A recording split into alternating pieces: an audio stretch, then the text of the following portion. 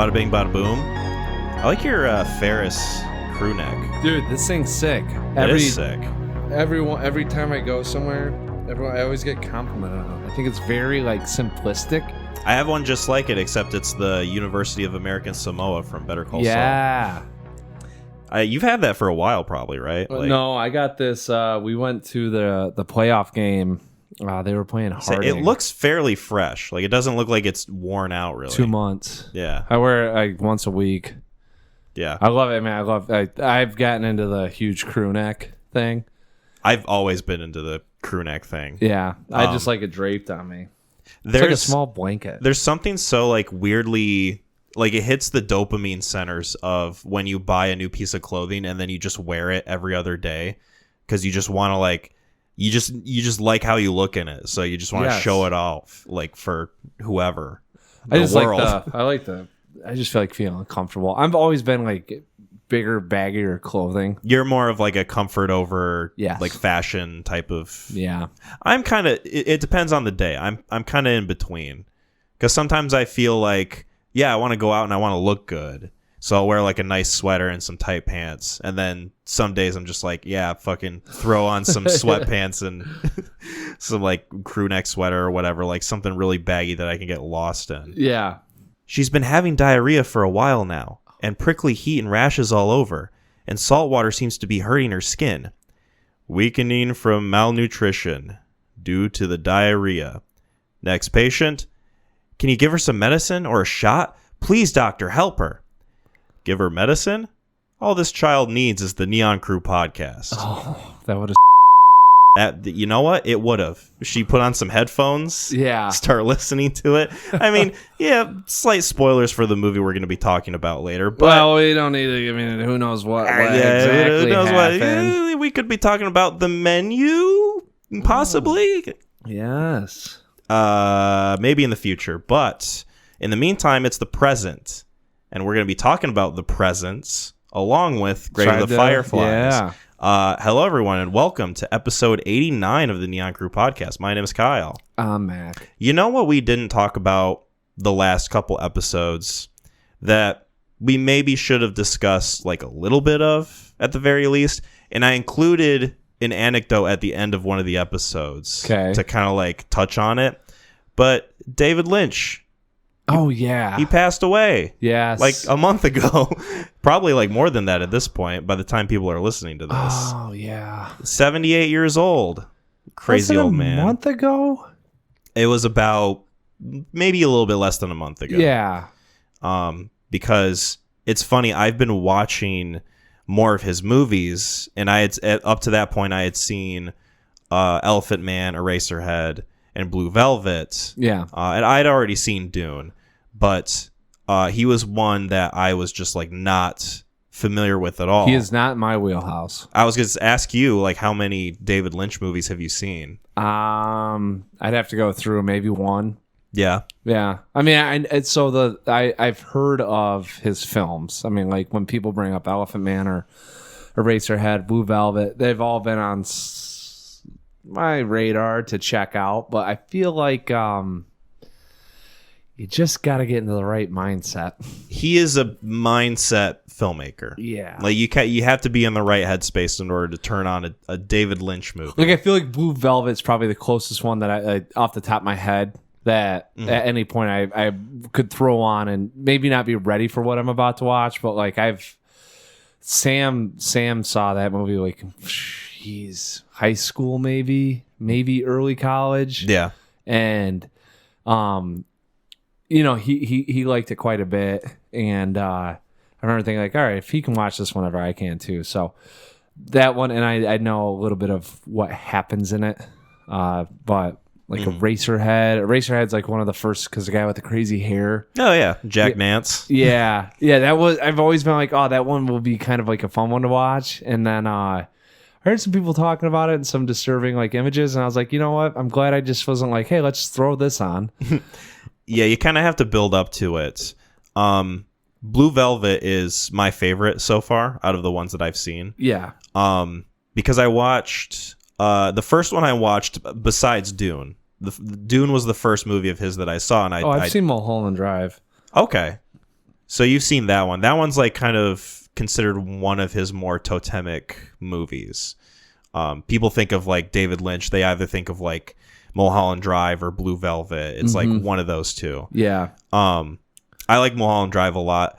I saw the last one I watched was Lost Highway, which is a fun movie that you definitely should consider the mood when you turn that movie on.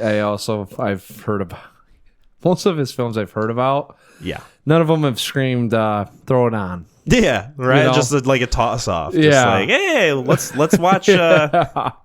Let's watch Inland Empire. You know, that's one I have yet to see. But yeah, I watched Eraserhead, Elephant Man, Blue Velvet, Lost Highway, and Mulholland Drive. Yeah, he's got a decent stack of. Wild at Heart has been one that I've been wanting to recommend. I don't know where you can find it. And that's why you can't find it really anywhere. Yeah. Besides, like, I think it's on Criterion, so it might be available to buy physically. But other than that, there's like a really hard time finding that one. Nick Cage and Laura Dern. Yes. Like to see and that. And Willem Dafoe. Mm-hmm. I've seen a picture of Willem Dafoe in that movie. He's freaky looking. Surprise, surprise. Willem Dafoe looking strange in a movie. Bobby LaRue, I think is his name. See, I didn't even know that really. I knew that he looked weird. Yeah. That one I've actually got on my watch list. Circled on one, but I'm like, you can't find it anywhere. Like even today when I was like going through, I was like, oh, maybe this is the time, and then I click on it. It's always like, yeah, this is the one that Criterion. Mm-hmm. You know, I'm curious about the number of like increased viewers for his movies after he passed away, because there was this like large 5. sentiment of like 5. I think there's probably more than that. There was like a large amount of people. No. Talking how about about let's say people that were like, I want to watch more David Lynch films and stuck with it. Sure, because I could see people going like, I want to check out some David Lynch stuff, and then you throw in that first one, it's like, okay. Well, you think people would be alienated by David Lynch's movies? Well, that sounds crazy, Mac. I don't see it at all. I think he's a fun-loving, good time of a guy. Yeah. But anyway, I wanted to throw that in there because I feel like it was owed a discussion. I felt like we should have talked about it, so we're talking about it now. Yeah. Rest in peace, David Lynch. Gone too soon. Fucking cigarettes kill. Stop smoking right now if you're listening to this and you have a cigarette in your hand. He was 78. Yep. Well, it seems like a pretty good. Died too young. Had the best head of hair of any director, I think, I know. ever. Still did. Yeah. Well, I mean, unless his picture, he's like in his 50. He's in the coffin. It's just God damn it, he loved his hair. I have a provision in my will. I want my hair to outlast my life. Yeah. Oh, man. So, yeah, rest in peace. Probably recommend a movie of his on here one day. Oh, I'm sure we will. I mean, and like I said, it's not like I'm sitting there and it was banned. It's just one of those things where it's, yeah, you casually throw on a film. You're not just watching Eraserhead for fun. Right. If you don't recommend one, I certainly will at some point. So, down the road, down the Lost Highway. That's not a hint as to whether or not that's the one I'll recommend, but you know what? I'm not ruling I've heard. it out. I mean, like I said, I've heard of that one. Is that Reese Witherspoon in that? It's fucking Uma Thurman. It's Bill Pullman and Patricia Arquette. Oh, okay. Yeah, he likes his blondes. Yeah, that's who I. Oh yeah. She's True Romance. Mm-hmm. Yeah. Anyway, speaking of romance, this family that's portrayed in this movie has a little bit of problems in that department, along with many others. Of course, I'm talking about Steven Soderbergh's Presence, 2024 supernatural thriller film Presence. And I recommended Grave of the Fireflies. Yeah, so I was about to say, am I taking this one? Yep, I'm passing the ball to you. Yeah. Okay. Ooh, okay, because I had it. Spooky movie. Can you get through the description without pissing yourself? Ooh. Yeah, I think I can. This is. I don't know, man. Me of You're quivering. There's anyways, Presence, 2024 film. 2024 film, really? Mm-hmm. I guess so. Yeah. I guess it's probably one of those things where like hit limited releasing like in either Then November or maybe it December. gathered some steam. And then probably had a wider release. Once they realize like, oh shit, this thing has a $2 million budget. We might as well. We might as well throw it in. We'd be stupid not to. People will accidentally go and see this movie. Yeah. Sorry, I just got onto the box office. I was looking at that. I was like, oh, okay. I mean, it's a quaint film, but it doubled what it got released for. What do you throw in the? Sorry, Cody, I can't talk to you. Sorry, Cody. We got business to attend to. The head man. Yeah, I gotta. I'll text him in a minute. Okay.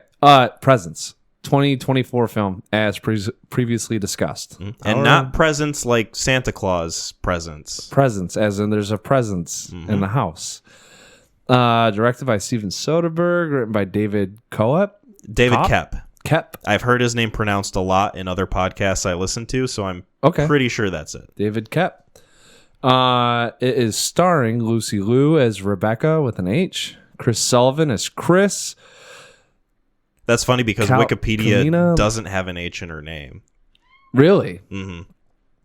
Yeah. Yeah. Piper agrees with me. Kalina Lang as Chloe, Eddie Madej as Tyler, and West Mulholland as Ryan. Then a couple other people that just kind of slide in here and there. Julia Fox is the realtor.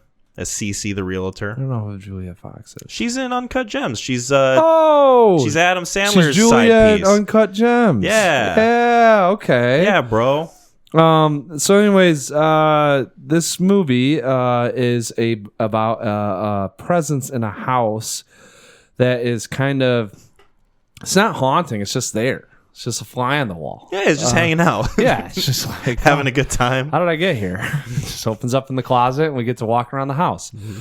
And, so there's Julia Fox and she's a realtor and she's showing it off to a family that's coming in, and we just get to kind of, we get to really just be a fly on the wall with this thing as it kind of goes through conversations, and the family decides to take the house, and we're skipping through timelines a little bit in a linear fashion. And, we get to see the family and some of the dynamics within the family. Lucy Liu's very weird relationship with her son. Yeah, we'll talk about that. Which was interesting. Watching, I was like, okay, well, you have thoughts. Don't spit them out if you have them. No. Once we get there, we can talk about it, because Sure. there are things here and there that this is a movie that's I don't want to. It's not confusing in any means, but more of overwhelming in regards to emotions that you feel. I feel like the discussion around this movie is going to be all over the place, which, for the record, I'm totally okay with. Well, yeah, this is an hour 24 minute. We have to pull some stuff. It's so the story in and of itself is pretty linear. It's pretty A to B. Not a lot going on. There's some of the controversy within the family that we get to see, family dynamics. There's some things that get brought up that aren't necessarily really touched upon or solved, if you will. Yeah. And it's just kind of following, and really it's following this the young girl in the family as she's kind of dealing with some traumatic experiences in her life, and yeah, we'll just go from there, because it really is just like you just walk along. You float along. You as an audience member are essentially in this house with these people, and they don't know you're there. So you get to see everything, and that's it. That's what you get to watch for an hour and 24 minutes. Steven Soderbergh literally kind of pulls you in, you the audience member, as being a character of the film. Yes, which it's quite the treat, honestly. Like it's amusing. It's interesting. It's very interesting. Yeah. So Presents, 2024 spoilers for Presents. We're going to talk about this movie. This was I would say mostly fun theater experience for me, although I do have to shout out the two women that sat towards the front in the recliners who would not shut the fuck up and who were eating what I can only describe as ice cubes, just like crunching the whole time with their mouths open like shrimp alpacas. Substance. I basically like that, except like 10 times crunchier. Like, it was so fucking distracting. And at one point, Drew leaned over to me and said, "If this goes on for 10 more minutes, I'm leaving." Not even joking. Like, I'm getting a refund, which I did not fight him on that. But luckily, they stopped after 8 minutes or so. So Drew didn't have to storm out angrily like he was threatening. But the movie itself, the experience of watching this movie, like I was texting you earlier today, big year for first person kind of like gimmicky movies. Because between this and Nickel Boys, which I would say is more of a gimmick because I enjoy that movie overall, and something like Here, where it's like it's not first person, but the gimmick of it is like, what if it's a static shot, like in this house, very kind of like this movie, low budget, simple premise sort of thing, right? Yep. I think this movie is quite dynamic in the way it's filmed. It never felt like it was in disservice to the movie. In fact, I would say that that's my favorite part of the film, is that the presentation of it is very solid. Oh, God. And I think with like a $2 million budget, it does speak a lot to the idea of like, this is a simple sort of like narrative that you're able to get behind and be immersed in because of the way this is filmed. Yes. I think that at the risk of it being a crutch, which I don't think it is, Steven Soderbergh prioritizes the presentation above all else and uses that to his advantage of like, well, how can I sort of shake up the genre? Because, in all honesty, like this is a movie where if it was this same story with these same characters and like plot lines or whatever, and it was presented in a more standard horror movie way. Oh, this is not. It would not like. This would be like a very forgettable film, right? 1,000%. This is nothing. There's not. The stakes are, I would say, up until a point, incredibly low. Yes. And that's some of the build up, but like it's a slow burn to get to that point too. And it's if this is in a conventional standard, there's no way that anyone's talking about this film. Mm-hmm. Absolutely. And like I said, I enjoy this film overall. This is a movie where I think it will linger with me longer than I think I expected, but I still have hangups. I mean, yeah. Oh, God, yeah. Well, yes, there are things we can talk about. So you mentioned before the sort of like family dynamics of this movie. Well, hold on. You get to talk about your theater. I get to talk about my theater experience before we just start piling into this. Go ahead. Because mine was... I forgot you had... So, it wasn't necessarily insane, but the movie's called Presence, right? And every time that, the camera, someone looks at the camera, there's like a shutter and they feel like, oh, I saw something or there's something here. I went and saw this thing. I had to go very late at night. I don't remember at like what time. It was like 9:30, 10 o'clock at night, right? Mm-hmm. And I'm like, okay, cool. Like, I don't mind seeing these things by myself that late at night because normally I'm the only one in the theater. And it wasn't anything bad, thank Christ. But I walk into this thing and you have to buy your ticket. And granted, I'm kind of a sucker that probably could have looked around and said, boy, there's only going to be 4 of us in here. I should find somewhere else to sit. Just because I clicked on F4 doesn't mean I have to sit in F4. But naturally, because I fucking follow lines, I did it. There are 3 high school kids sitting right behind me. And I'm just thinking like, okay, who's seeing this film at this time at night? Either they're movie geeks, which I was hoping for, or they're just like, hooligans that are trying to stir something up that picked a movie because they got decided that they're going to fucking say F you to the parents, or they have no curfew. Right. So the whole time I'm watching this thing, sit down, jackets off, I have a fucking presence behind me of what are these kids going to do?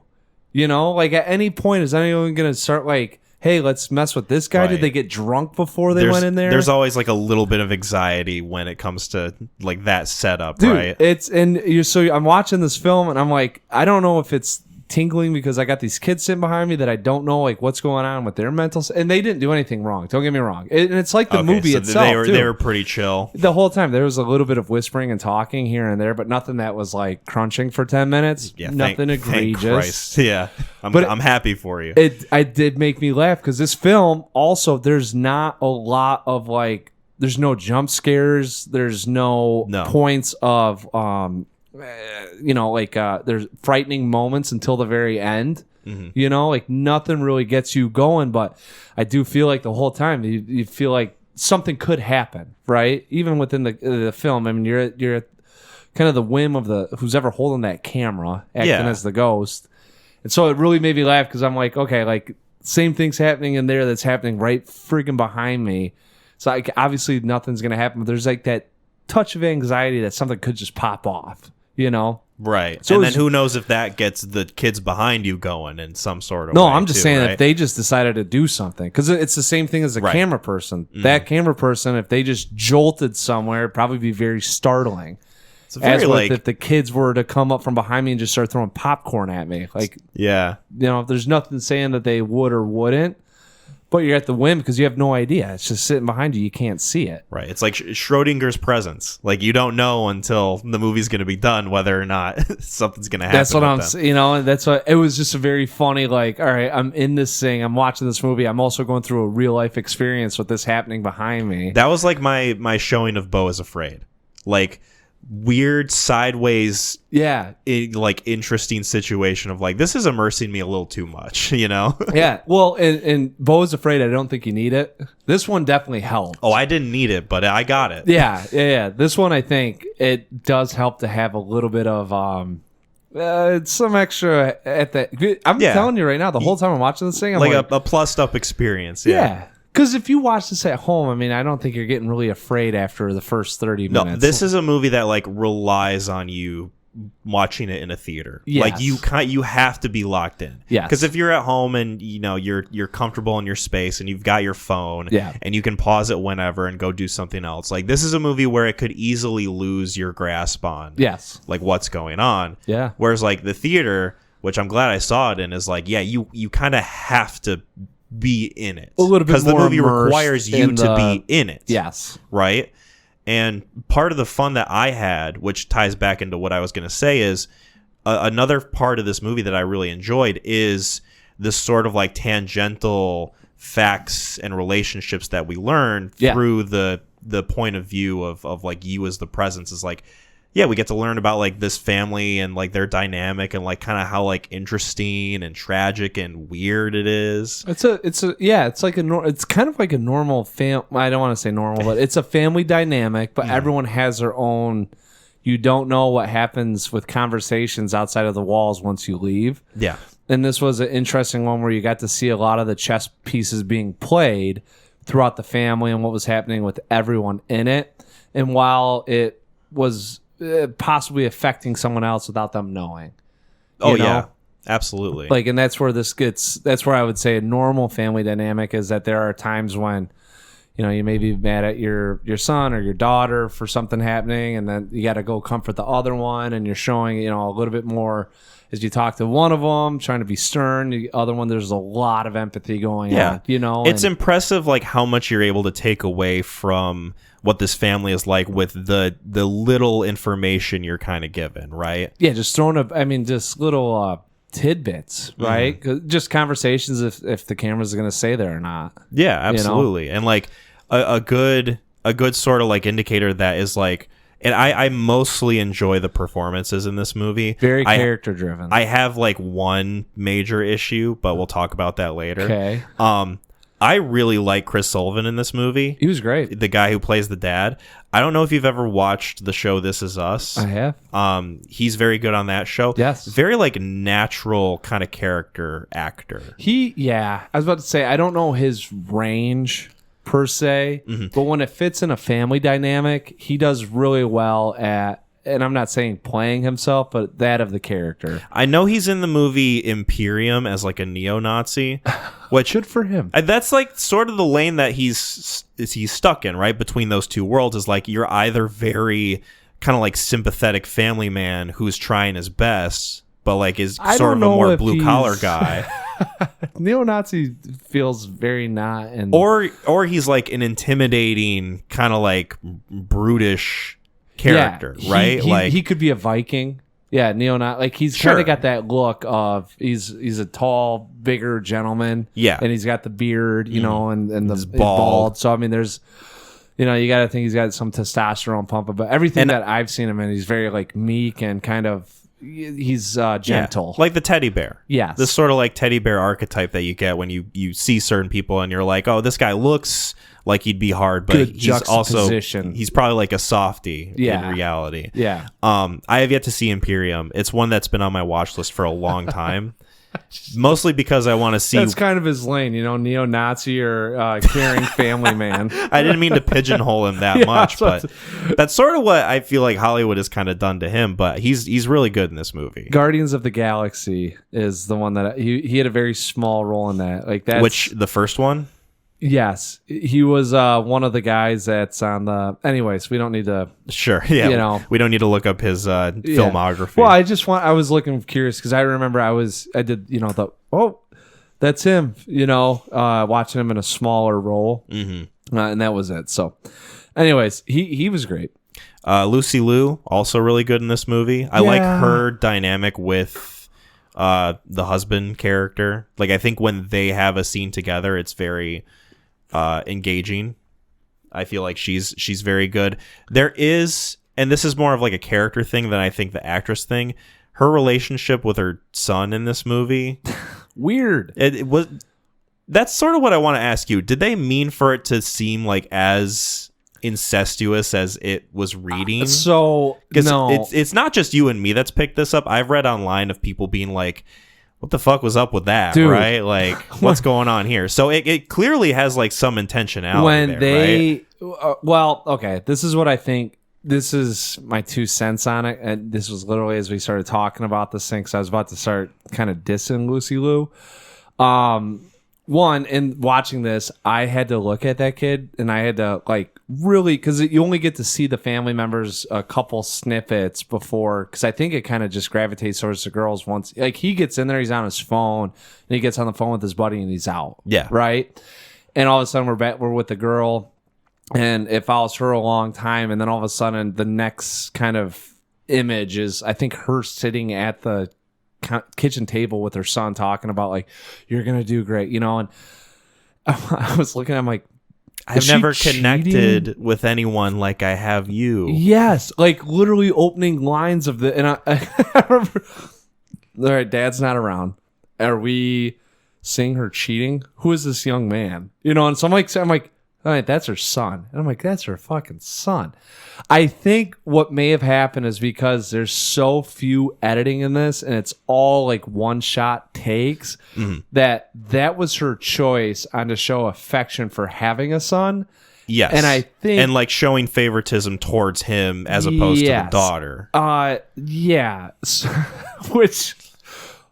Yeah. So I think it's more of a artistic choice from Lucy Liu on that, which I get into like maybe she's never had kids, or maybe this is like a she's got one kid. I don't know how old that boy kid or is. Girl. But, she has a son, Rockwell, who was born in 2015. So I'm curious as to and maybe this is more of a progressive approach with expressing your emotions versus some of the, we got some older parents that had different ways of expressing their emotions. So I don't know. It was very weird. Right. It was very odd. My guess is Steven Soderbergh's intention with that scene was, okay, I want you to like show that you are unfiltered in your favoritism towards your son, versus how you feel about your daughter, whereas like you have a very like kind of passive blasé relationship with a very mother-daughter relationship of a demanding mother. And we're also going to show that like you're a bit of an alcoholic, and once you get like some drinks in you, it's like you get a little bit too like unfiltered with it. But I think instead of it being like an unfiltered view of like her emotions, it just kind of came across as flirty, which it gives it like a very weird feeling that like a lot of people, not just you and me, picked up on. I agree with everything. I don't think we hung around with the son long enough for that. Context gets completely thrown out the window when you're only with the family members for 30 seconds before that scene pops. Right. You know nothing about them. You don't, and it's a way to introduce. They are freshly moved in. Yes, and it's like a way to introduce some of these relationships between the characters, and I thought it was a very odd choice. Yes, and especially like when she's drunk. Like that's the other thing too. Is like, great, you want to show that she's like an alcoholic, like. Don't have her hanging on his shoulder. Right. And I think the acting choices were being hit. It's just the intention of the scene was mismatched. I think it was way too quick. Yeah. Yeah. I think if there had been like some of like the, oh yes, like a big old hug and, you know, like, oh, you can go out, you know, and you get a little bit more of the tension between the mother and the daughter. And then we see that it's like, oh, she clearly favors the son. There's a little bit of dialogue, I think, before, because they're walking through the house with the realtor before that scene pops up. So there is some dialogue more so about the son, and they might have talked about her traumatic experiences. But yes, I agree, mismatched. Yeah. I like the acting from both the son and the daughter. I think that they were good performances. I liked all three, which I'm wondering if you didn't like the other kid.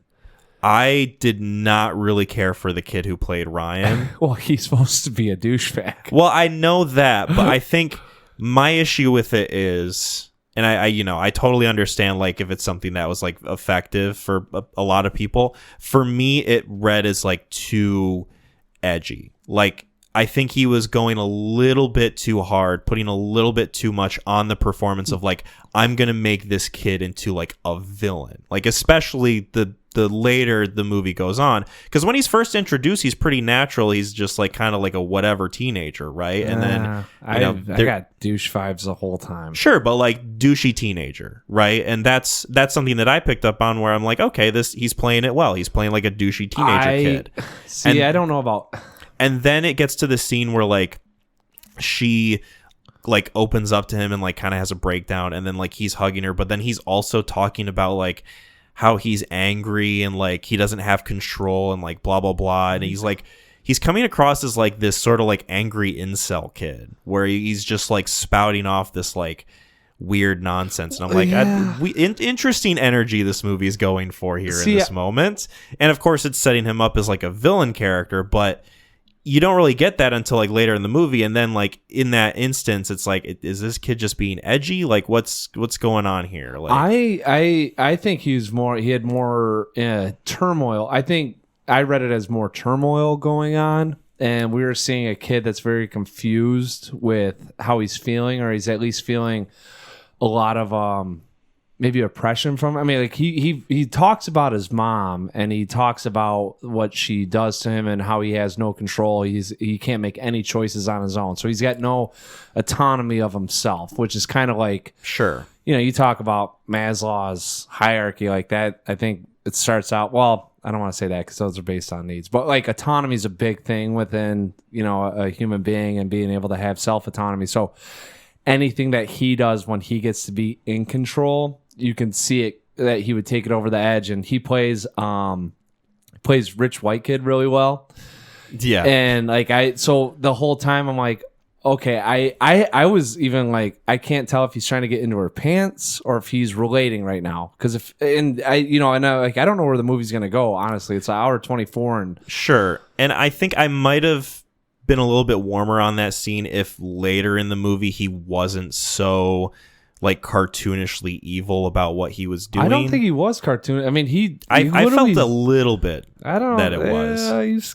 He's all he was doing is he's drugging everyone, and like he wasn't like whistling, or he wasn't doing like any like sort of giddiness. I think really what hit the nail on the head for me of like, all right, I don't really care for this is the dialogue that he says where he spells out that he killed the other two girls, which I was able to pick up on that even if he didn't say that. But him saying it sort of like cemented for me like, all right, I'm not like a fan of this choice here that's being made. See, I didn't. Yeah, I guess I'm not gonna lie. I didn't pick up that he killed the other two. Like it's sure. To me, it's like, okay, how the fuck are we just getting away with murder in 2025?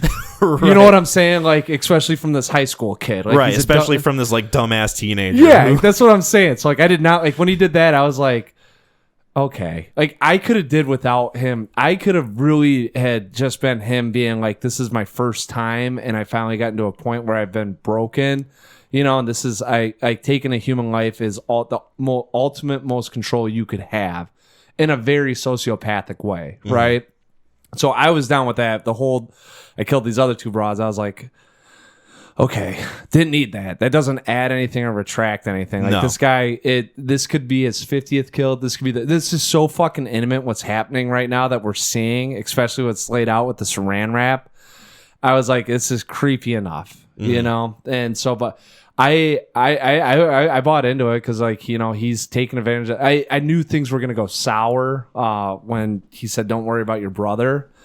And, you know, she's like, I just don't want to, you know, do anything tonight or whatever, or the previous time, you know, when she rejects him. It's like, because he was going to drug her that time, too. Yeah, And, like you get that scene in the middle where he puts something in her drink and then it spills because the presence knocks it off the table. yeah. And, you know, I think at that point I was like, okay, this kid's not good. This is going somewhere where it shouldn't be going. I just think death was involved.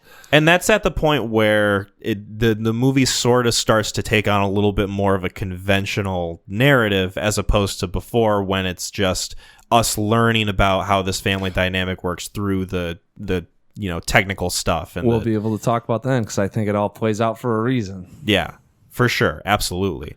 Because my favorite part of this movie is for sure like the first half of it as opposed to the second half. Not that I thought that it was bad.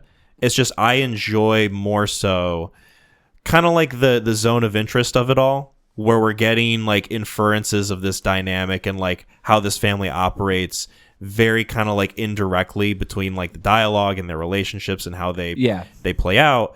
And I really do like, and I think this might be my favorite part of the family dynamic, the father-daughter relationship and just how supportive he is of her and like how he listens to her and how empathetic he is towards her situation the entire time, stands up for her. Like that part to me was like the most engrossing like aspects of this movie. Yeah. And I want to know how you feel about it, if that was something you enjoyed. No, too. that's exact. Oh, I did enjoy the family dynamic. I would have had a hard time if we were just a fly on the wall the whole time, unless, you know, the other thing that they could have brought up more so would be the relationship between the mom and the dad, and going through if maybe they made it more so of a family struggle. And because I know divorce is getting involved, some finances were getting talked about. What do you think was going on there? I don't, you know, that's out in my head. I was trying to figure out because I have an idea of like what was taking place, but I want to hear what you like, if you have a theory or like. He talked to the lawyer about I can't remember exactly, like he was talking about Amazon purchases or some money coming in. Like he was very not loose lipped, but like tight sealed about the details about what she was doing. So it's my guess was there was a little bit business related activities going on where they were both part of the same company, where she acted with one department and he acted with another, and maybe some insider trading or something going on. There were implications that she was committing something wrong, and he, while a part of it and or knew about it, but did nothing to, you know, get kind of caught up with it. So he wanted that legal advice, and I was thinking that she must have done some sort of trading, some sort of beneficial gain of something that was pretty not great. Right, because like the first instinct I had, and I think that movies have sort of trained me to think this, is that, oh, she's cheating on him. Yeah. And between like that scene with like him on the phone with the lawyer and like, oh, what if we separated, and then like her with the laptop, like clearly not wanting him to see like what she's deleting on it. I'm deleting you know, these Amazon things, they just have erroneous things. I just have to delete it. Someone hacked my account, and it's like, okay. Right. It's like, no, there's something going on here that you're not wanting him to see. But I think you are right in that like it's a more white collar, like financial criminal sort of aspect to it, where it I think led to them purchasing the house, right? Because I would imagine so. Because like that scene that she has with the son, where she's saying like, you know, sometimes people do bad things for good reasons. Yes, it's very much sort of the Walter White thing of like, well, I'm doing this for my family. Yes, and justifying it later. Whereas to me, that's like, oh yeah, she's like, she had some money coming in that was not legitimate. Yeah. And like, he's afraid that people are going to find out about it. Although I'm wondering like what the scene was about, and maybe you can like help me out here, where they're packing up and like going on like a trip or something. And he's saying like, are you going to be okay that blank is here, or like someone is here? And then she's like, yeah, I'm fine. Don't worry about it. And like, she's still kind of like antagonistic about it. Yeah. Like, I'm wondering, like, what was going on there? Because to me, that was more of like a cheating thing of like, are we going to be okay if like this person's here? I want to say that he dropped some line of dialogue that that guy was going to help them with their relationship in some regard. Because I thought the same thing, and for some reason, subconsciously speaking, is that it felt like there was something else that he hinted to, because he goes, "Hey, Charles Mandavoy is going to be there.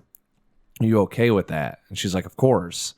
And I remember it felt like he said, "Well, like we could talk to him. Like I've stuck with you on this long enough. Like I could have ran, but I'm going to be here. Like we need to do something." And it felt like that guy might have been either there for help or maybe someone that she potentially could have screwed over, because she also has a conversation on the porch where she's talking with someone within the business and she's demanding answers or saying, "I did this for this reason." It was a very weird, like, I'm high up, but also like, I had to do this for this company. Yeah, I almost forgot about that scene. And it's right in the beginning where she's like very standoffish. Yeah, yeah, and she's talking to someone within her company of whatever she does, and I was trying to. It was kind of hard hearing the dialogue or kind of interpreting what she's saying, because it's very early in the film. I think it's purposefully meant to be like, what do you think's going on here? Like, construct the reasons within your own, viewing of the movie. Yeah, and so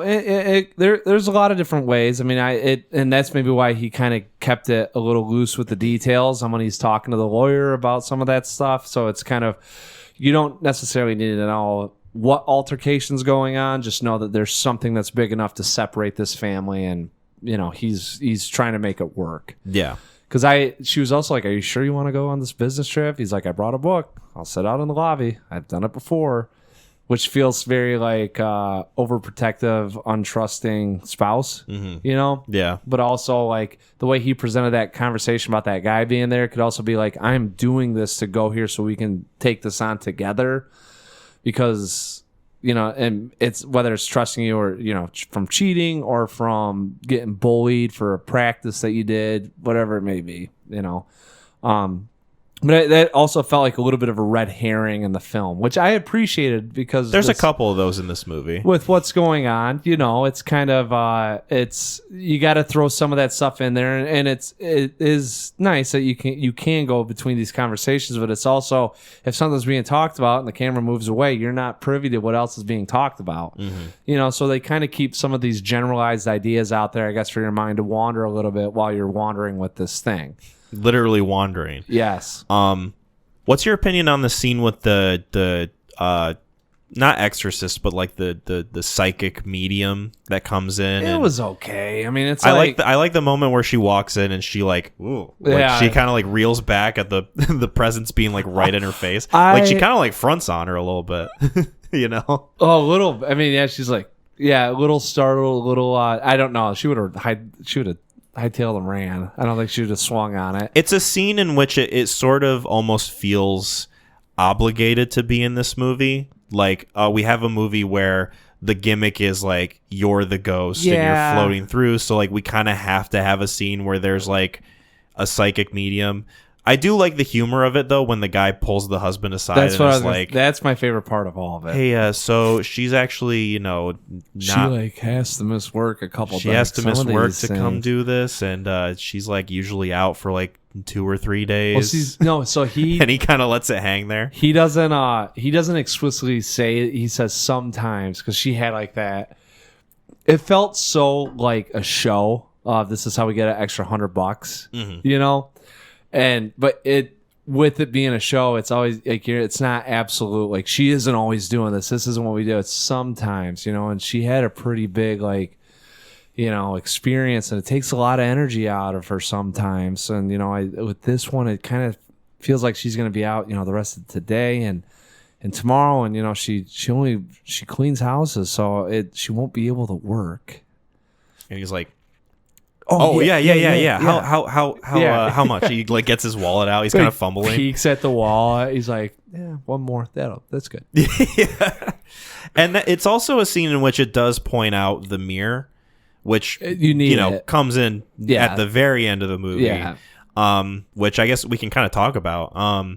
So spoilers for this movie. We've said it before.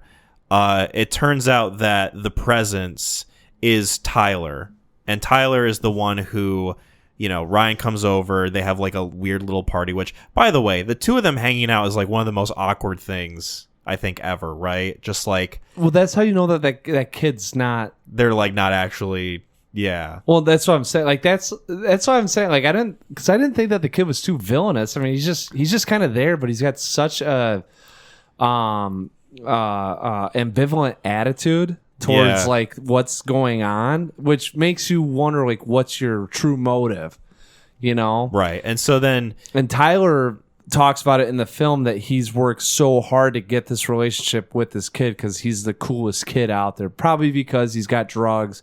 Parents don't care if people come over and smoke pot and drink at his house, right? Right. That's why he's a cool kid. So like Tyler's working really hard, whereas this kid's just kind of like, at first when he showed up, I was like, oh, they're both nerds, No.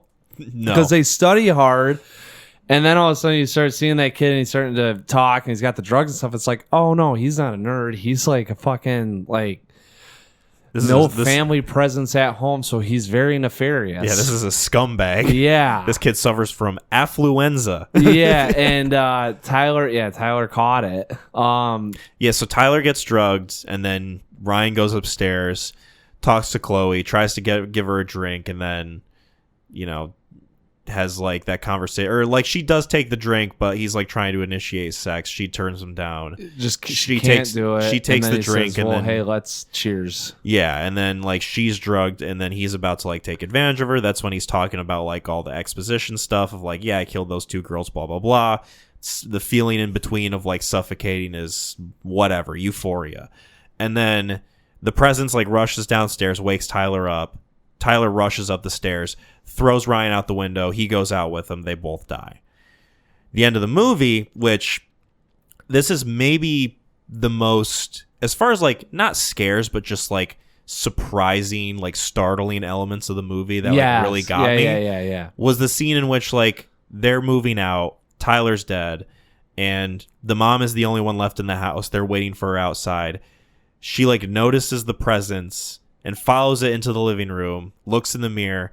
Tyler's face is right there. Yeah. And it is jarring. I got chills when that happened. Like, it was so effective. Like, the whole buildup of the movie to that point is very good. Yeah. And she just has a breakdown.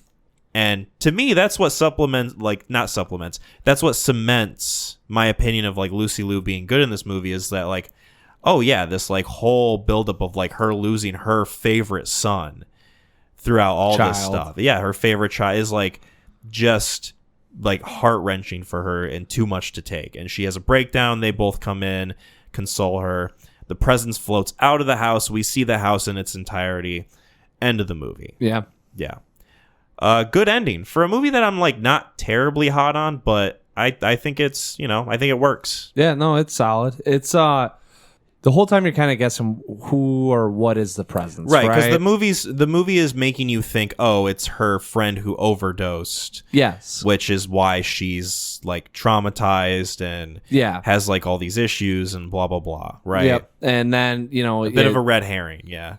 A little bit. I mean, but so I've actually come to appreciate just a little bit more because the from how you gather it is the presence is in the house the whole time, and then the presence sees Tyler die. So you're kind of watching this going like, okay, how can it be him the whole time if he's dead? And right? I had the same thought. And what I liked is there's some exposition from the medium that explains that these things come back, they're confused, they don't know at what point in time they're at. So they could be viewing something, in the future, in the past, or they're in the present, and they don't know what's going on. The presence. Yeah. And that's 3-time shooter. Yeah, I got to stop. And you're only picking on that one. I know.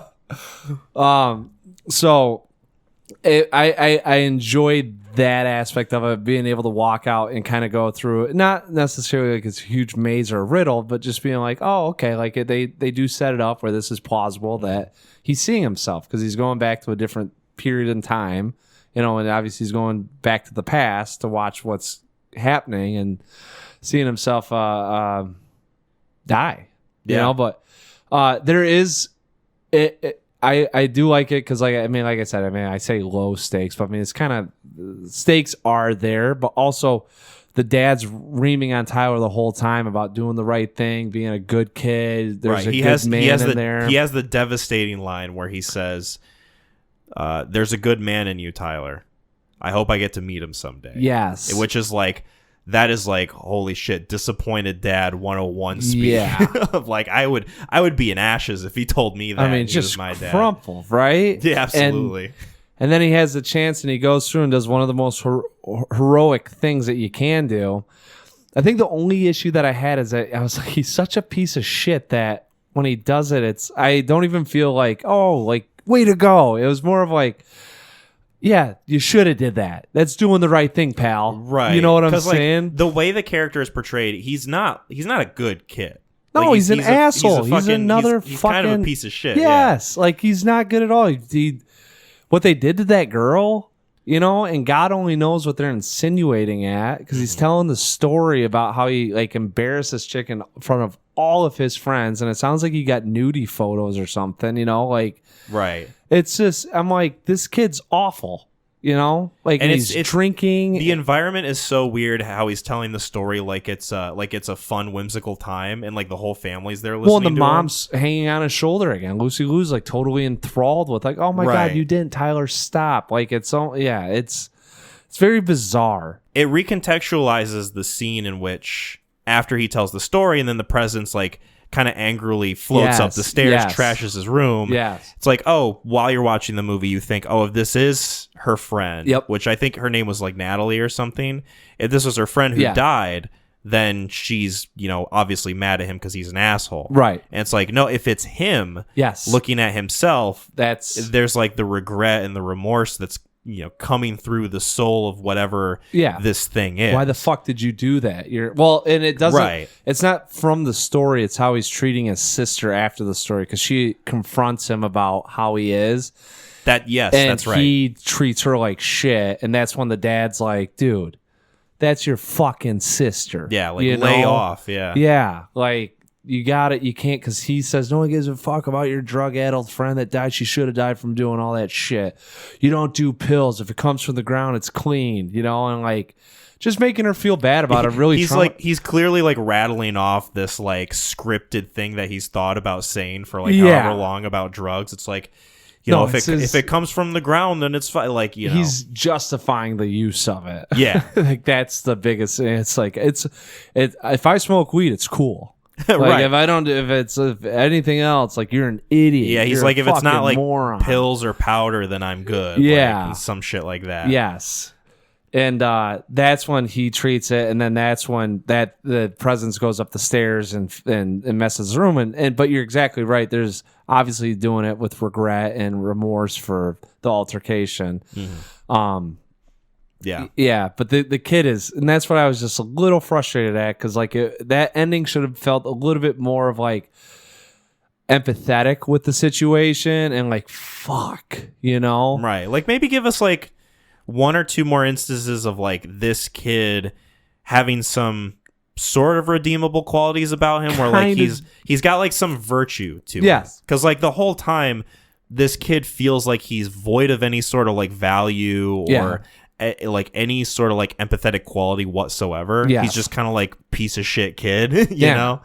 Whereas, we're gonna embarrass this girl. I'm gonna get with the coolest kid in the school. I don't give a shit about my sister, and I hate living here. Whatever it is, like like he's just like a hyper annoying teenager, and it's like, no, let's have some like humanity to him that maybe makes the ending a little bit more impactful. Yes, and that's all I was thinking as it was going on. I was like, man, like and not to say it would have like blown this movie out of the waters. It just would have, I think it would have been a little bit more tugging at the heartstrings. Because I think it speaks a lot to where like I don't necessarily feel that bad for either him or Lucy Liu when he dies.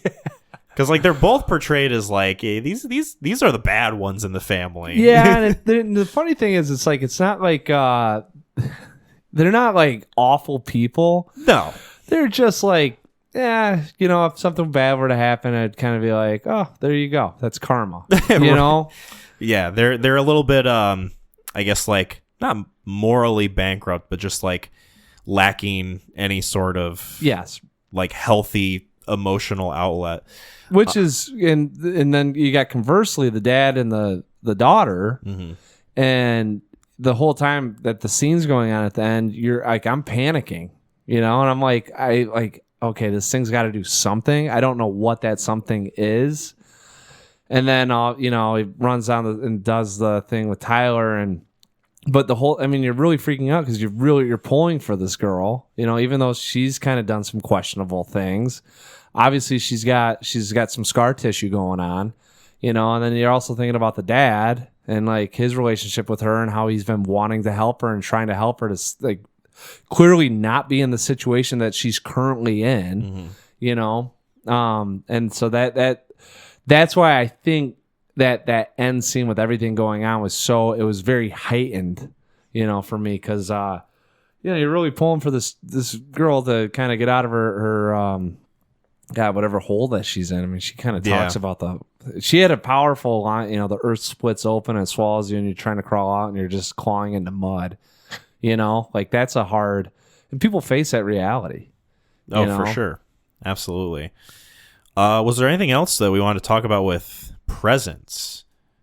Little fun tidbit on this thing. And I was telling my brother about it. And I didn't, just more as you learn more about movies and how the terminology goes with certain actions, but hard cuts.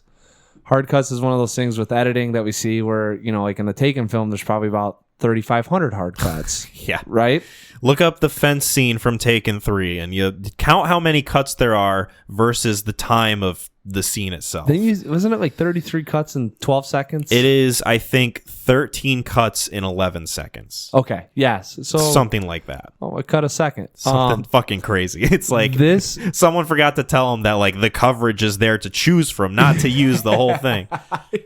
It's like the guy that gets into PowerPoint for the first time. Right, yeah, exactly. Holy it's like, shit, we could do this? Look at this crazy font. Yeah. I can make it flip upside down. Next slide, we're going to do a totally different one. Dissolve transition. Yeah. So I'm thinking like 1917, I think, has a low amount. Like, I don't even know if 1917 has any hard cuts. No, there's like a fade. There's like a sneaky fade transition where like it night pans up and it's night and then it's dark and then it pans back and it's like, all right, everything's going again. Yeah. So like that, but like this thing only had 33 hard cuts, and they're done in a way where it's like it clearly like these are pieces of this family's life, like sectioning them off in a way where it's like when it cuts, it doesn't just like cut from one scene to the next. It like right. Screen goes black. Yes, for like what 3-4 seconds or something like that. Comes back in. It's almost like it took a nap. Yeah. It's like someone shut the off switch off of the ghost. To remove the Duracells. Yeah. It's actually the Energizer Bunny that we're in the perspective of. What the if whole that's movie? what it was and she just started screaming and crying? Yeah, he's like banging on the drum and turning around. Yeah, but there'd be no noise. You'd just be hitting it and it's just quiet, That'd be terrifying. Yeah. The Energizer Bunny not making a single noise. I shudder at the thought. I think that's the only little. That was kind of the cool snippet that I gathered from this thing, because there's a lot of long shots with this, and it really lends more so for this. This felt so much like a play at times. Oh, 100%. As opposed to like filmmaking, but knowing Soderbergh and how with his shooting schedule and all that stuff, like I feel like this probably got hammered out in 4 days. I have the number right here. Of you want to days? know how many? I'm gonna guess. Take a guess. It's not 4. Okay. I'm gonna say 15 days. 11 days. Yep. And they had some special deal where they were able to make it during the SAG strike. So I'm wondering like what he had to finagle to get that done. But yeah, Soderbergh, effective, quick, crazy filmmaker. I mean, and this movie felt like I don't want to say it's a money grab, No. It definitely doesn't feel like his best piece of work. I think it has enough value to justify itself in that, like, oh, this isn't like a slap together Blumhouse whatever. Right. Where like the budget's 15 mil, they're going to make like 80 mil easy. Yeah. Right. Whereas like this clearly has some sort of like artistic merit to it. Yes. It's just, to me, it felt more like Steven Soderbergh was testing himself of like, what can I do with this budget, with this amount of days, with this premise. I was about to say, it's like someone came up and was like, could you make a film in 2 months? Right. He's like give me the fucking camera. Yeah, like a challenge. Yeah. And it's like, I'm going to make something that will be mildly effective, personal, intimate. We'll do something that's a little gimmicky.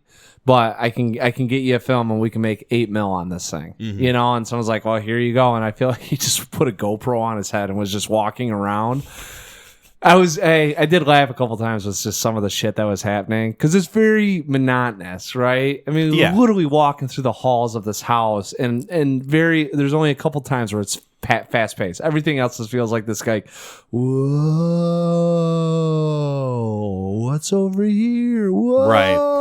It did a good job in that, like, you know, average American life is just kind of dull most of the time. Yeah. So you get a good sense of that. You do, and that's what. But it just maybe because like I'm thinking like sometimes I get pulled out and I'm just like, he took a fucking bike helmet, strapped a GoPro with some duct tape on there, and like put on a green thing and just walked around the house for 4 days with these people. Yeah, he was like on a dolly and someone pushed him around like a stand-up wheelchair. I don't even like to think that. I like to think that he was the presence with the camera on his head. Yeah. I don't even want to think that he had someone pushing him. It's just him, and he's like, it's just, hey guys, it's us. Right. You know?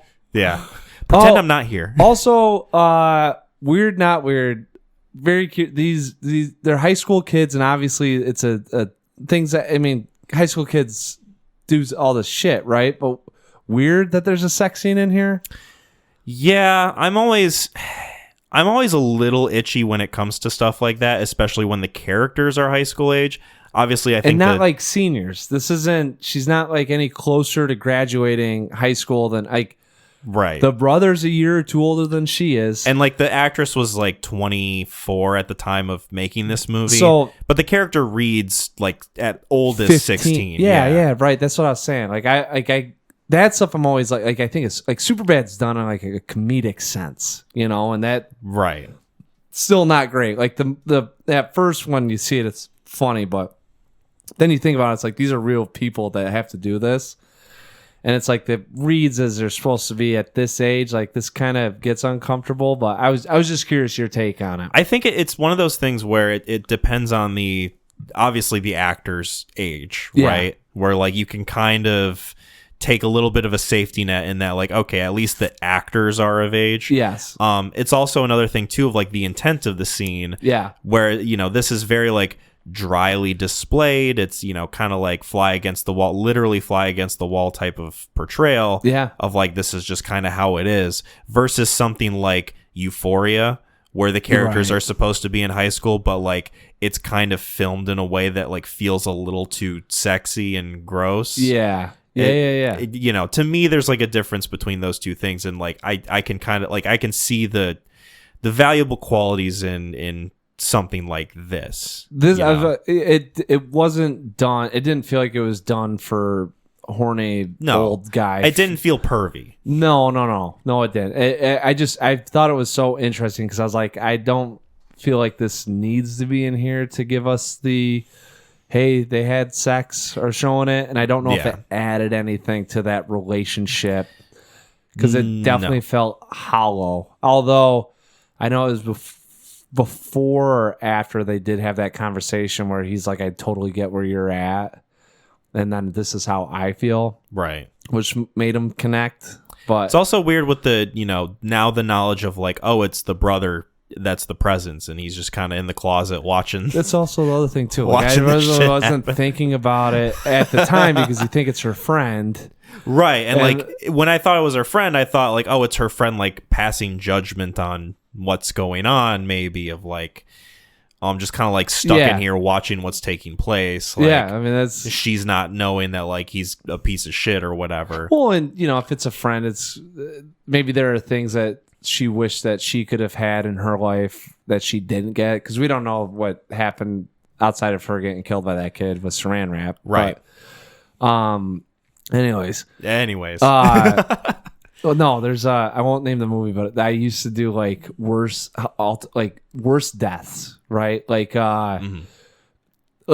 obviously, walking out of a building, piano falling out of you, act of God, that shit, right? That you kind of think about, like, what's the worst way to go up. But also, there's like, all right, tie in the there's a movie, and I'm not going to name the movie, but the razor blade on the forearm, right? Jesus, yeah, like that's kind of tough. Right, that's like, oh, that's not a great way to go up. There's a little bit more dignity behind it. There's another film where literally, it's like those Zippo knives that you use. Yeah, the tip of it inserted into the jugular, getting blood out, and I was like, that's probably the worst way to go. Just 2 centimeters of a knife hitting you in the blood spot and watching it pour out, and you gotta wait. Right, this one might be number one.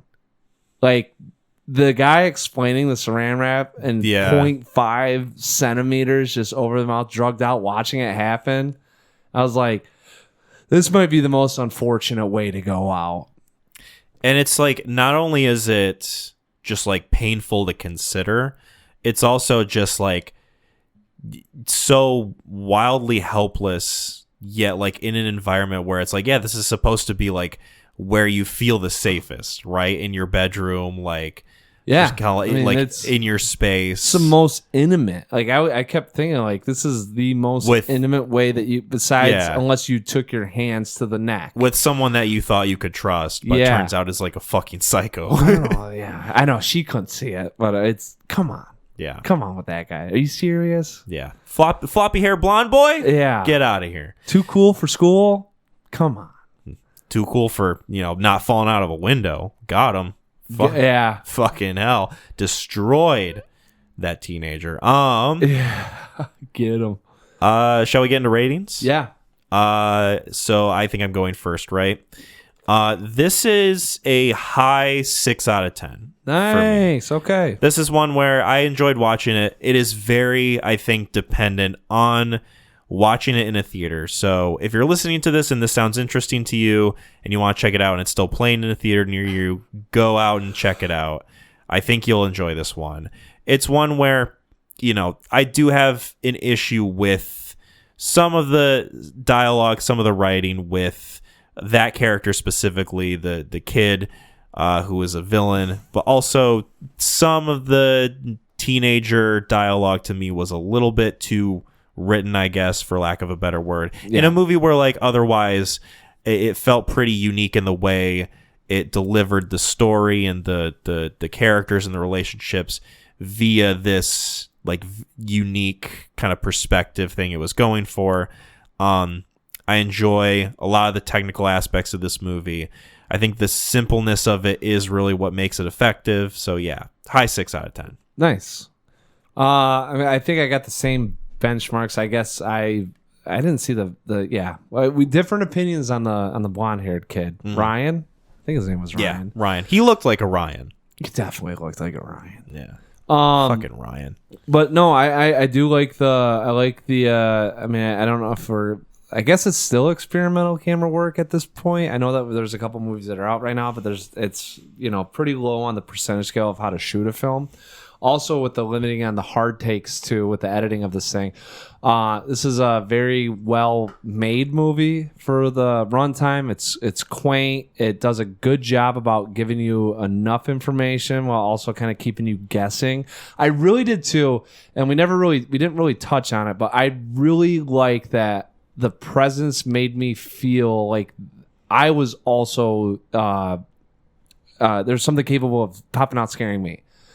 You know, like the whole time you're watching it, you really don't know, is this a evil spirit, a good spirit? Where are we at? Until you get through a couple conversations and choices that are made by this thing that obviously reveal that this is its limitations on how much of a difference it can make in the household, right? You got a good sense of like, what are the parameters of this thing? Yeah. What can it do? What can't it do? Yeah. It's not just going to jump scares into mirrors show you and run around and like quick cam or whatever it is, so I did like that there's like an ominous feeling going around the whole time of at any point something could pop off, right? And I thought that elevated it a little bit, and might be because of the theater experience, not necessarily the kids sitting behind me, but the big screen and just being kind of engrossed and everything.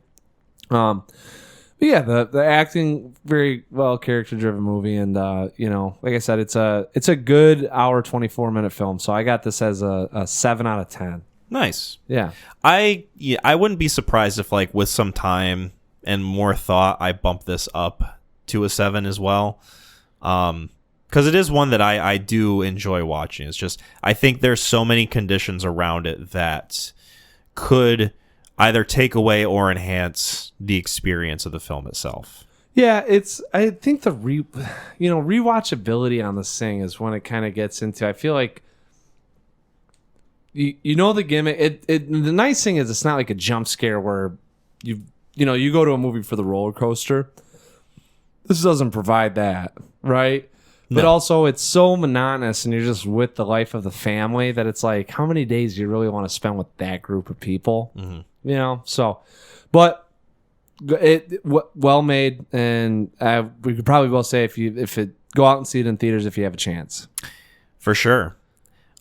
Speaking of a chance, these kids did not get that many chances at making it through the World War II. And of course, I'm talking about Grave of the Fireflies, my recommendation. Yeah. A cheerful discussion that we're going to have. Very happy, very good. Yeah. I don't think it'll be bad. It's not going to be bad. It's just, this is a movie in which it's reputation precedes it of being a dour bummer of a film. Yes. Speaking of, actually, I don't know. I don't know if I could. Very close on what one I'd rewatch first.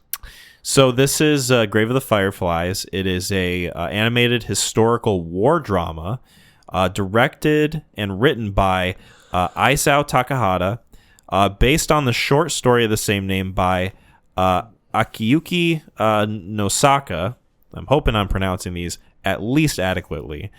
And it is came out in 1988, and it's about this these siblings. Let me find their names. Setsu and Saito. Setsuko and Saita. So Saita is the brother, right? And then Setsuko is the sister. The brother is about 14. The sister, I think, is supposed to be 4 years old. And it's set during the end of World War II in Japan. Coming to an end. They're sort of in the middle of it, where their father is off at war fighting for the empire, and their mother lives with they live with their mother. They're kind of like, holding down, and then fire bombings take place, and they go to the shelter. They come back. They realize that their mother has been badly hurt and eventually dies from her wounds. So then Saita has to take care of his sister, Setsuko, to the best of his ability, to the best that a 14-year-old kid can do. They decide to live with their aunt, but contentions rise, and they decide that they're going to try and make it on their own. So, spoilers for Grave of the Fireflies. This was my recommendation. And it is one that, I think I said it in the last episode, I've wanted to recommend this movie for a while. It's one that it's sort of caught on my radar when I started watching more movies, specifically like Studio Ghibli movies. And this is a Studio Ghibli film. It's just not made by Hayao Miyazaki, who is the primary filmmaker of that studio. Yeah. This is one that I've had my sights on, but was not available anywhere for the longest time. And then last year, when Netflix decided that it's going to try to include more Japanese animated content on its platform, they kind of shoveled everything in, and with it came Grave of the Fireflies. Yeah. And so when I saw that it was on there, I was like, oh, hot dog. This is my chance. I kind of had the Michael Keaton Beetlejuice moment of like, now's my chance. And I said to myself, I'm going to recommend this on the podcast. I don't know if Mac has seen it. Probably not.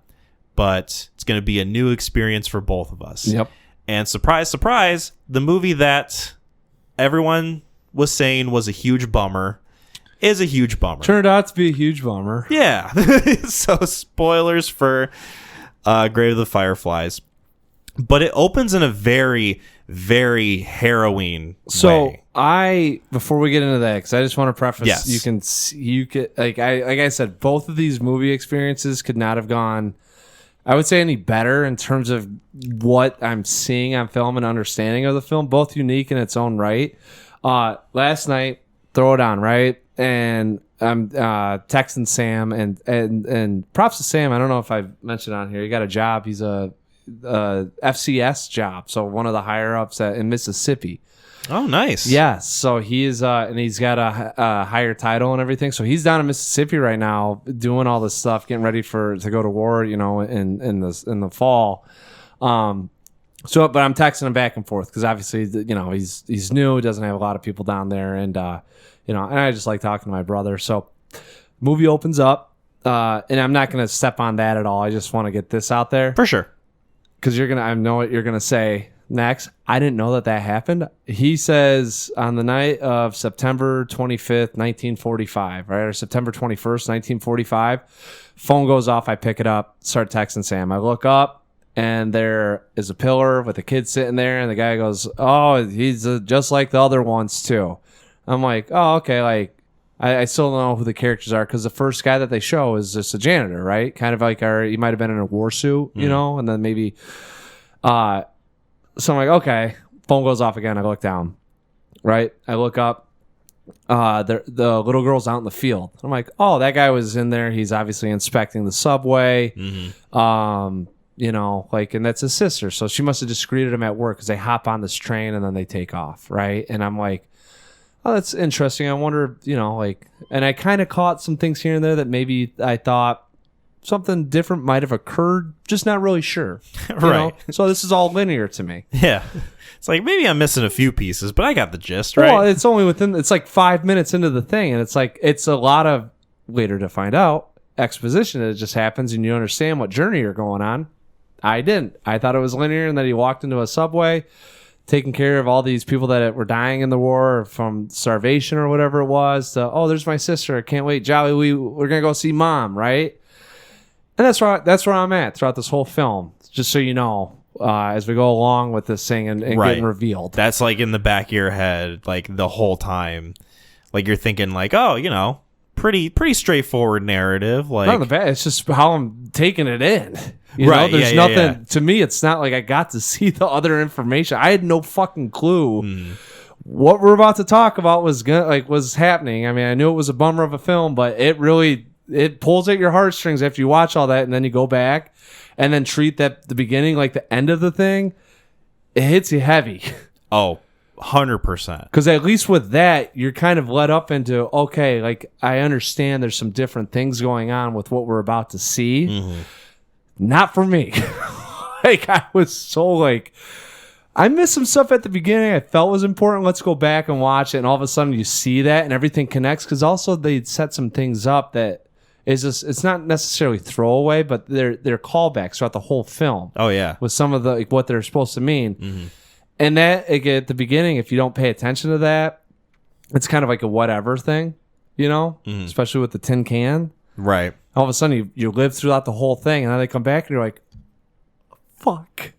Yep. So the beginning of this movie is... So how's it begin out? How it begins now is Saita is pretty malnourished, pretty broken looking, just sort of destitute in this subway where he's clearly like not in a good way and sort of slumping over. It looks like he's kind of on his last legs. It starts out with, I'm hoping you watched it on Netflix, right? Yes. Also, some of the dubbing was a little off from the. So I watched it with subs.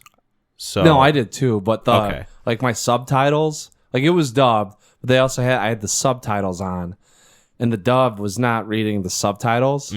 But I just want to make sure, because I think they took, maybe not necessarily like the voice actors, but it starts out with, on September 21st, 1945, I died. Yep. Right? Yep. I didn't hear that part.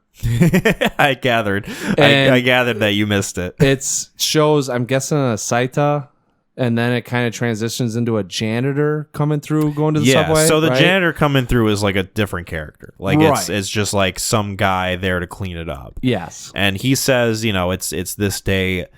I'm Saita. This is the day that I die. Yep. And janitor comes through. He's like, oh, we got another one. And what's interesting about that scene is that he's not the only kid that's there. There's it's riddled with. There's other like young men. There's probably 12 bodies there. that are like dressed just like him in the same condition and outcome. And so the janitor like goes through his things, finds the fruit drop can, which I didn't see, and is like, oh, piece of garbage, whatever. Tosses it in a field. He takes a lick out of it, which I forgot until you just mentioned it. Like, that is awful. Yes, which is another like why I was happy I went back to see it. Right. Also, like I was like, he's not going. Like he goes, and he's like, oh, like there's nothing in here. It's trash. Yeah, and then he tosses it aside. Out from the can spills some ashes along with some pieces of bone, and from there you get like a sort of fantasy vision of Setsuko in the field with the Fireflies, and along with her is her brother, and then from there it cuts to previously what happened in the timeline that led them to where they are. They hop on the train. Yeah, they go on the train. So I'll just say this: beginning from me viewing it as the end, it's greener pastures. We get to hop on the Sing, and we're going into heaven, right? If the movie ended right there, they get to like move on. They're together. Yeah, it's they're passing through the spiritual world. Yeah, they're on like the spirit train. Which is very similar to, and I don't know if you've seen Spirited Away. No, that's on. So on my watch list, I had this on my watch list. Mm-hmm. Spirited Away is right below it. Not nearly as much of a bummer of a movie, but it's sort of a similar idea of like, oh, this train transports these spirits to different places. Yeah. And I definitely like kind of picked up on that because that's a very common. It's got to be like a Japanese cultural thing. It's very common in Studio Ghibli movies. Okay. Where it's like, means of transport are like, there's like a spiritual element to them. You get it in this movie or The Matrix. Definitely The Matrix. But this movie, Spirited Away, and My Neighbor Totoro specifically are like, means of transport are just like, between realms. It's not just physical. Yeah. I like the way that this movie opens up, and you tragically get to learn everything that happened that led them to that moment. Yes, and it's harrowing, heartbreaking. And it's done in such a, I have a hard time, like the purity and innocence of Setsuko. Yeah, the little girl. Yeah, it's so, and the relationship that they had with each other, and it's like so fucking just demoralizing because they have so much hope and the world's still fresh to them and they still have a chance as long as they got a nickel, and it's just like looking at, like a hopeless situation and getting the outcome of what you'd expect. Well, it's like it's interesting the way that this movie is, like the reputation of it is like, oh, this is bleak, this is dour, this is such a bummer of a film. And it is a bummer, but you do watch this movie and you think to yourself, like, there are a lot of scenes with their interactions being pretty like whimsical and jovial, and like they're having, aside from like all the war shit going on, they're being kids. Yes, like they're having fun with each other, they're having a good relationship, like he's taking care of her to the best of his ability, and it's like, there's scenes in which like we get to see the happiness and like the flourish of their relationship play out, and that almost makes it even more tragic and like bewildering than it would be if this movie was sort of like a Requiem for a Dream or like a Come and See, where it's like, no, the whole thing is bleak and hopeless. Yeah, I give it credit because it does play a little bit into probably how you'd handle those situations. Like he doesn't know what to do besides just put her at ease. And it's the easiest thing to do is get, levity and heartwarming and good spirited, fun. Right. How can I distract her from the horrible, awful situation that we're in. Well, life, how do I, and he tries to do it the whole time. And at one point he realizes he can't, at least to the effect that he wish he could, but that doesn't have any impact on the relationship or how he tries to protect her. And I think that's also why it's a little heartbreaking, is because it's protecting her. It's not necessarily like, it's protection from the world, protection from the realities of what you're going through. And it's a lot of what can I do to help no matter how bad I'm feeling too, I'm going to do everything I can to help you out. Mm-hmm. And,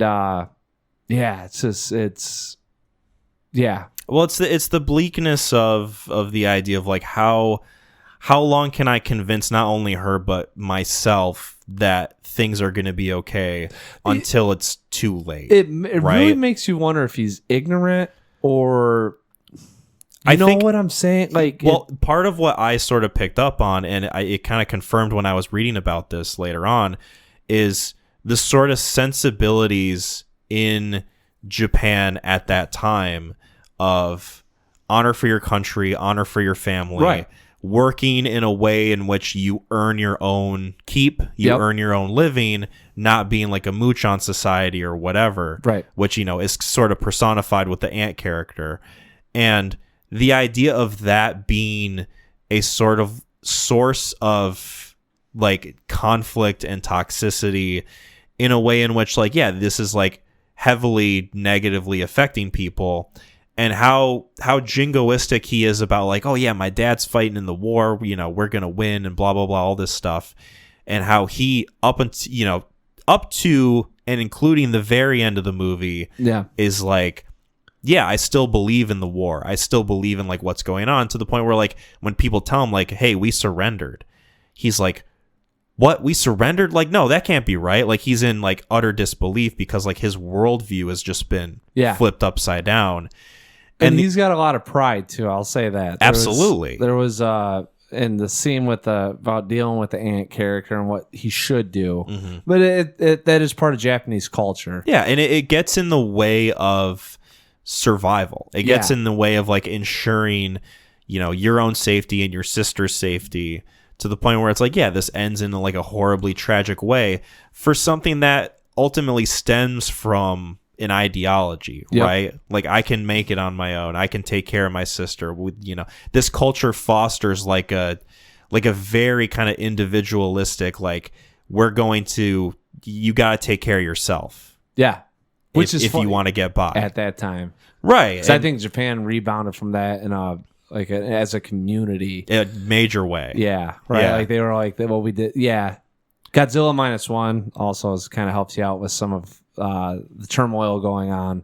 Oh, for sure. And understanding a little bit of the time and, what we're kind of viewing. Because I think there's, from the ant character, there is some disbelief with, you're not going to do that. But also knowing Japan at that time and kind of what their principles and where the culture was at, it does make sense. And it's to the point where, like, us as a viewer, we can have this sort of hindsight of like, oh, you should have just stayed with your aunt. You should have like done this. You should have done this. But all the decisions that sort of like lead to the ultimate like tragedy of this movie is just like a small domino effect that leads into bigger things of like, it's like this kid's sort of like either selfishness or like the sort of like faulty ideas of like how he has like towards his country, or like how he views like work culture or whatever. It's like the ultimate of it being like, he is a 14-year-old kid. And he's doing the best he can to take care of her, but he's still like doesn't know how to properly do that in a culture where it's like, hey, you gotta like look after yourself and look after your own, and like you'll just have to fucking figure it out. It's and he does. I mean, he tries to do the best he can, and there's a lot of missteps and misgivings on what's given. I also think that he was, because you said that, when the war ends and also he finds out that means his dad's gone. Like, I feel like there was, with the hope of when the war ends, things will change. The hope of when the war ends, my dad will come back. The hope of we just have to make it past the war, win, lose. I mean, and I'm sure it was through victory, right? But it's ultimately like we just got to get to like that's where the hope plays in. You know, I think I want to say he was aware of the situation he was in and how grim it was looking, you know, and at points it starts to continually get worse and he feels helpless with what he can do. So he's banking on certain outcomes happening that will provide him some sparks, a chance to, you know, rejuvenate, you know, and I think that's like his outburst for when he hears it. It's a lot of emotion getting built into we lost, things haven't changed, and my dad's gone, you know, and that's like it all just crumples on you, and then he gets back to Setsuko and yeah. Is there a scene in which he properly grieves his mother dying? No, he's not to say, I don't think he's ambivalent to any of this. I think he's got to wear like an iron mask. It's very like suffocated, right? Like it's repressed sort of emotion. He just doesn't. He's got to take care of he's shielding his kid's sister from the world, and he can't display signs of I think that's another Japanese, you know, display signs of weakness because then you're not a man. And like I feel like that fosters like a sort of general apathy towards the idea of death itself.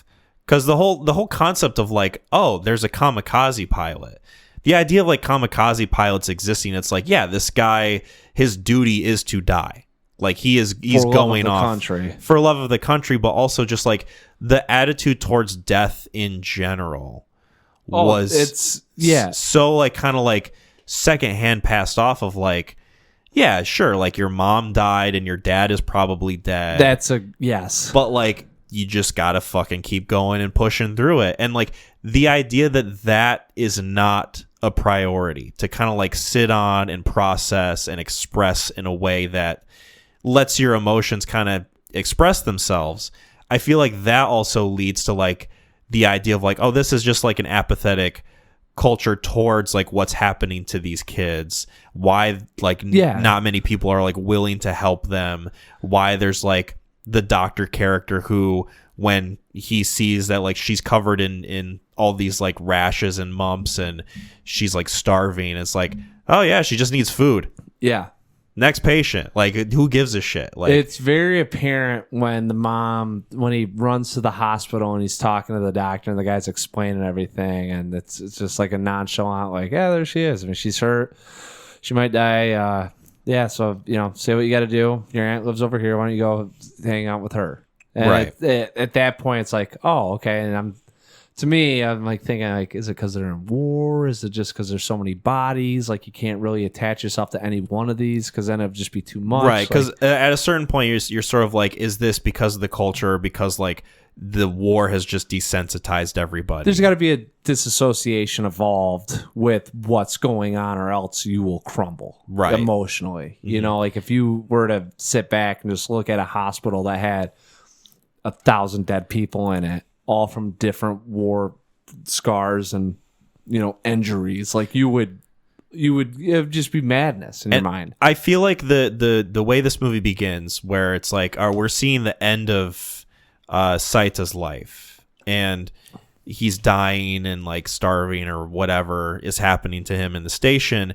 It's like, yeah, this feels like the result of like the weight of all of his repressed grief, like all of a sudden coming out at once. That was like sort of like erupted when his sister finally dies. Yeah, he was. Yes. And like to the point where like it cripples him so much that he cannot even take care of himself.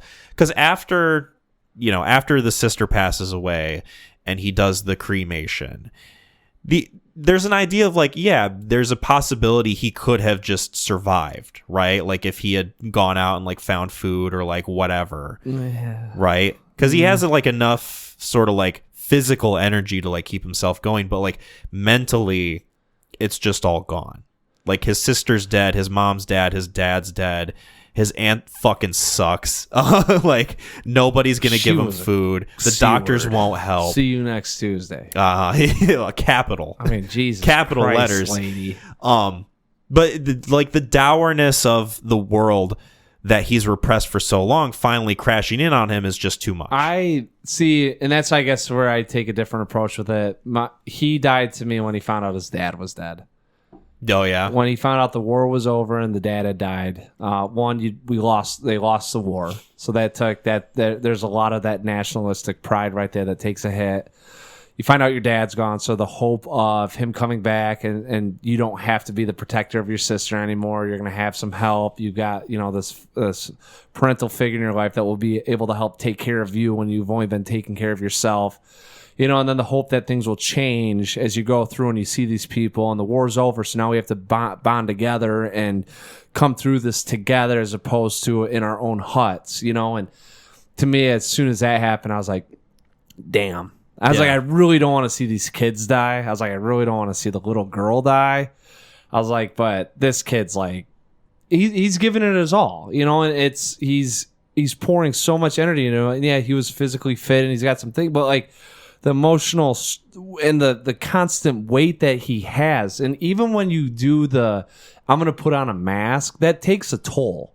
Like he hasn't shielded himself from reality. He's just shielding his sister. Mm-hmm. So not only does he have to have the weight of, I know all of this stuff going on, I also can't divulge it to her, and so I can't crack. There isn't any amount of, man, this is doom and gloom that I'm going to give to her at all. And that's what makes that scene so sad too, is he tried so hard and failed, and you can't, after that, I'm just like, he's gonna feel everything now. Mm-hmm. Everything that he was able to kind of hide or mask away or whatever, because all hope is lost. And yeah, as soon as I died, I was like, man, fuck.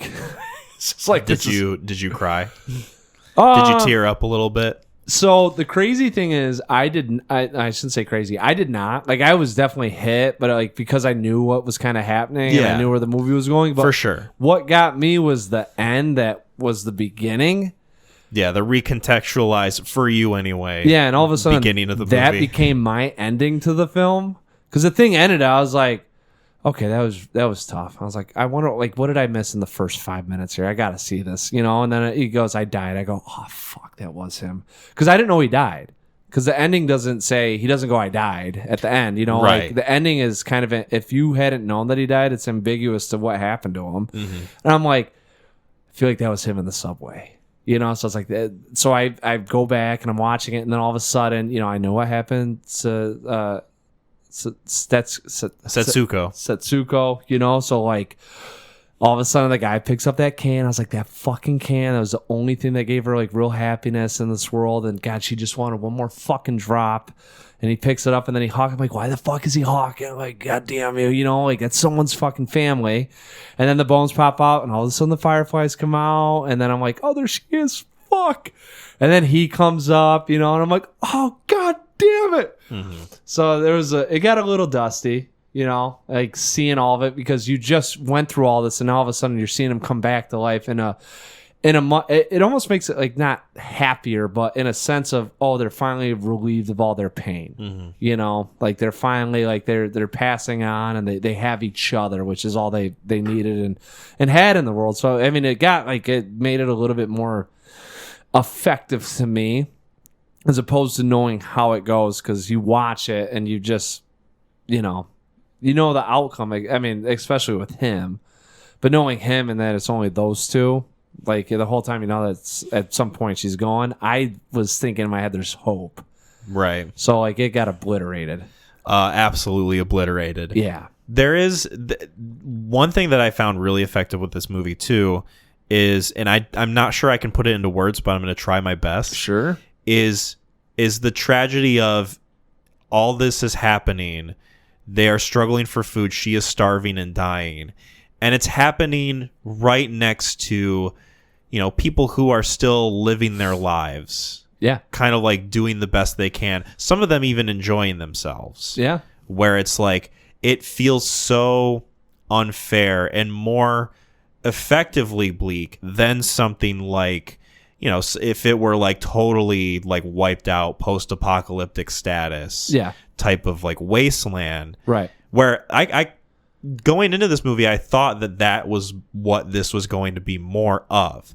Because like seeing the poster with like him holding her on his back and like they've got the umbrella and like they're sort of like looking off into the distance, I thought it was going to be more of like a journey movie. Like, oh, they're going to be like navigating like a war-torn Japan, like struggling to survive. And like most of the conflict is going to come from like them going from point A to point B. Yeah. Where it's like, no, this is like in their sort of like aunt's neighborhood where like people still live and they still grow food. And like there's all this stuff happening that like, you know, is just sort of like a day-to-day thing, like almost post-war. And these kids are just like, they're just like falling through the cracks, thrown to the wayside. It was watching someone drown in a puddle. Yeah. Like, it's the best way I could describe it.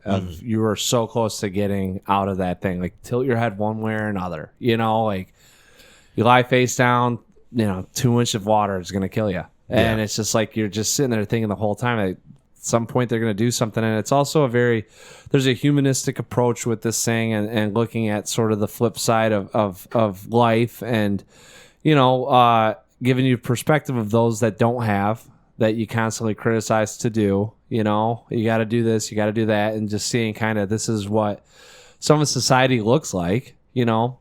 Whenever you're talking shit about, you know, the homeless or whatever, like you gotta. Right, this is happening right next door. It provides some good perspective on, you know, not to say that obviously his situation, what's going on with him being 14 with his sister is, you know, and like the sad thing is, I'm sure in a lot of countries this is occurring. Like that's what does suck about it. But there, you know, this almost felt like a little out of his control too. It's what do you want a 14-year-old with his sister to do? You know, like how much can he provide or what can he? Because the whole time I'm like, all right, man, like go get a job, go find something to do. Like you can, and then it's just like, but I have to care for her and I can't leave her by. Like every time he went away and she's just like the first time he went away and they just showed her by herself. I was like, oh fuck, like she's gonna, you know. She's 4. Like something's gonna happen. Like they're like living in a cave. Barely cognizant. Yeah, like what the fuck, you know? Like she's gonna like you can't eat that. She's eating marble. You know, like that could happen at any point. She chokes and dies. Like it's just, it's very it's sad. Yeah, you're right. This is a sad movie. Like, however you want to get down to it, it's just. It's very effective though, and I think this is worth a watch of everyone being able to get a different perspective or the side of life. I mean, I know it's done in war-torn Japan, but this is a movie where you can watch this and one, if you ever feel like you're not where you want to be at, or if you're feeling like, man, I've got it bad, go fucking watch this thing. And then just, you know, you can equate it to different people in different nations. And like, I mean, shit, it could be happening down the road. A great thing I love about Studio Ghibli movies and like animated movies is that a lot of them feel so applicable to, you know, us as audience members who we're not even like a part of that culture. Like we're not super familiar with like Japanese post-war culture or like, you know, whatever else is being depicted in any given animated movie, but you know, human experience I think just sort of like transcends whatever sort of lens it's being portrayed through, right? I mean, this thing could have been shot in like, I mean, this could have been in Mexico in a drug cartel area and it's everyone on their own trying to protect themselves. And Amelia Perez? And have she had a lot of money. She was doing just fine. And seeing kids on the streets of Mexico, like Sicario comes to mind. I don't know if you ever seen Sicario. Yeah, I've seen both Sicarios. Yeah, but you know, with the police officer dad and the son, and they go out and they're playing in the soccer fields, and then you know the at a certain point in the film, the gunfire goes off and they look around and then they just keep playing like it's everyday life. Yep.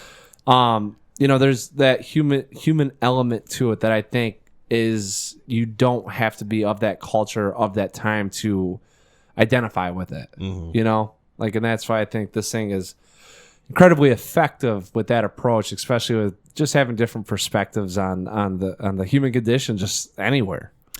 So Akiyuki Nosaka, who wrote the short story, based his experiences on this story during the firebombing of Kobe in 1945.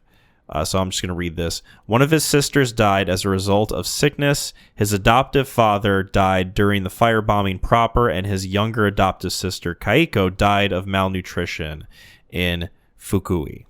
So, yeah. Obviously, like this feels very personal of a story to like his experience specifically, and also just probably the experiences of others living in that time in that region. One thing I really like about the choice of like that scene where he's in the subway and he's dying, like you see and I touched on this before, you see like other young men or like other young people around him dressed like him in the same condition.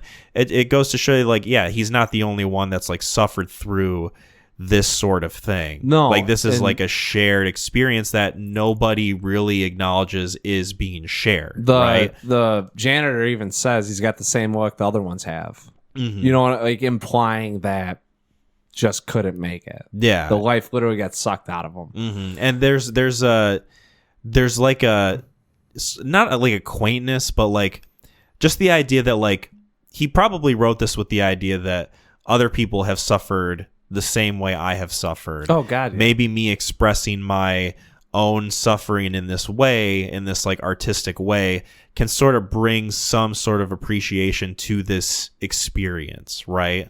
Empathy, yeah. Yeah, absolutely. 100%. Yeah. One of the things that he's said that he really liked about this adaptation, and he, I think, said in interviews or like quotes or whatever, that because I think they originally were going to make this live action, and he said there's no way that you can portray this in live action in a way that would be like proper. It's right? The relationship that I think just with the animation and the kids themselves, it lends a lot more of the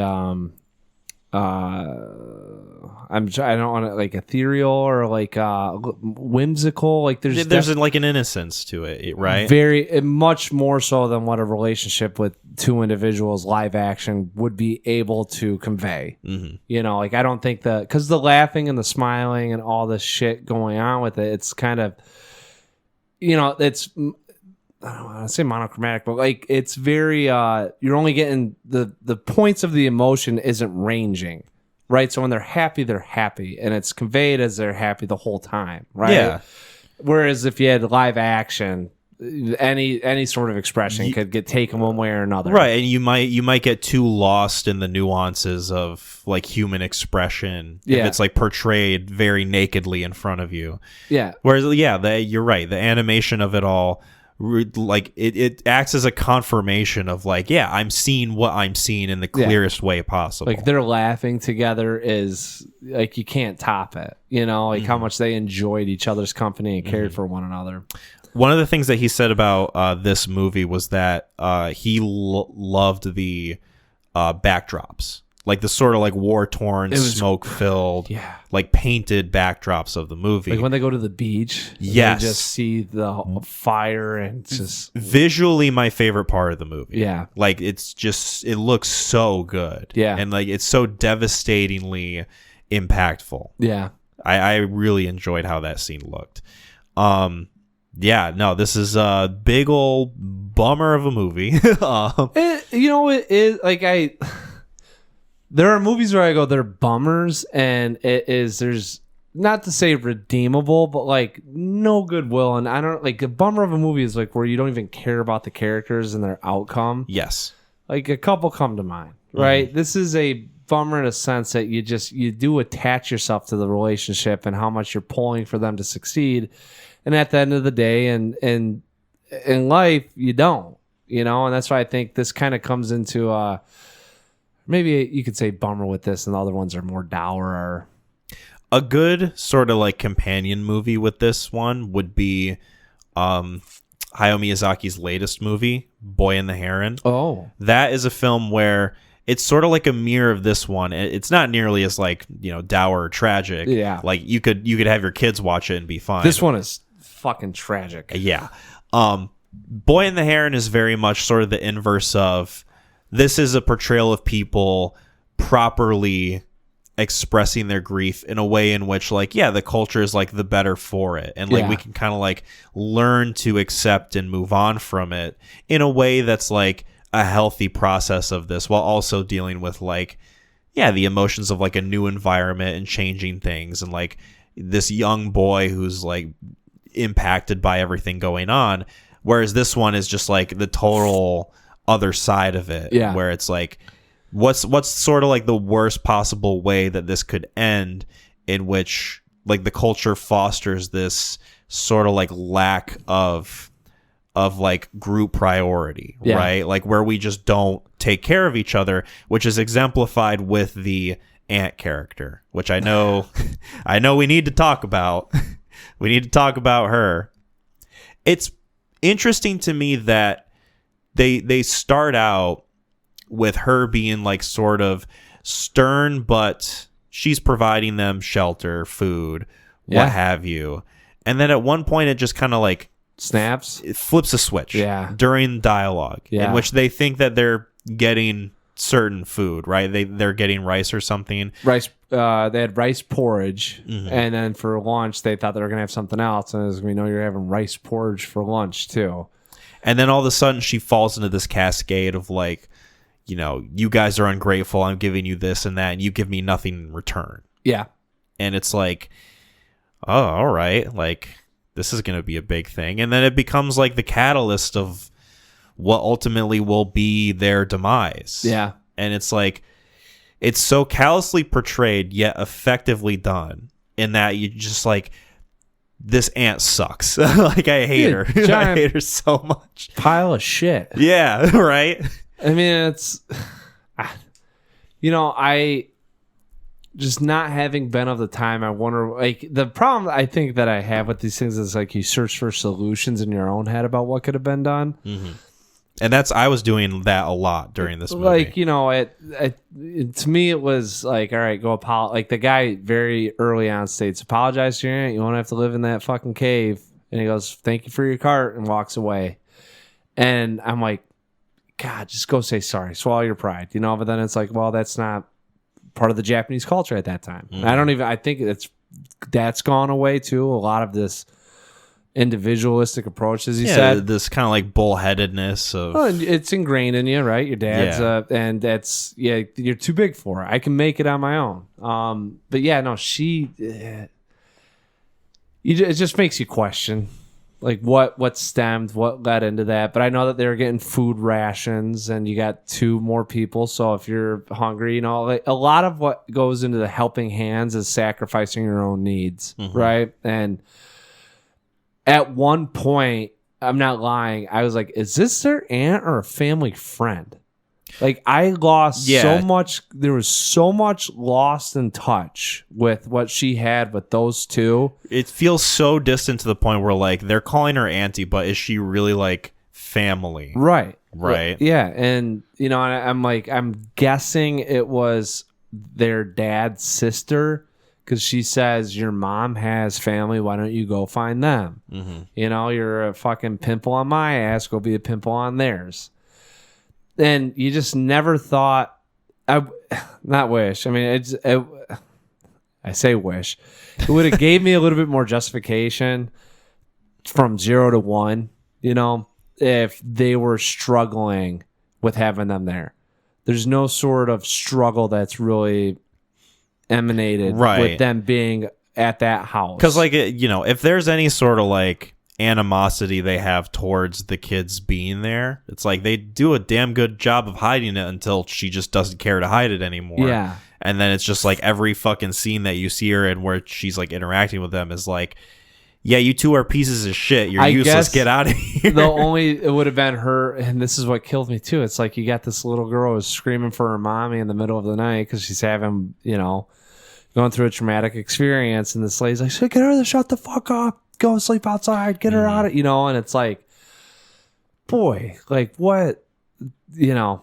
And the really heartbreaking thing too is, you know, later in the movie when they are on their own and she's kind of like dancing along and singing and she says something like, or I think it's when the Fireflies die. Yeah, she puts him in the grave. She puts him in the grave and she's like, Mommy's in a grave too. And Saita's like, what? Yeah. What are you talking about? And she's like, yeah, Auntie told me that she died.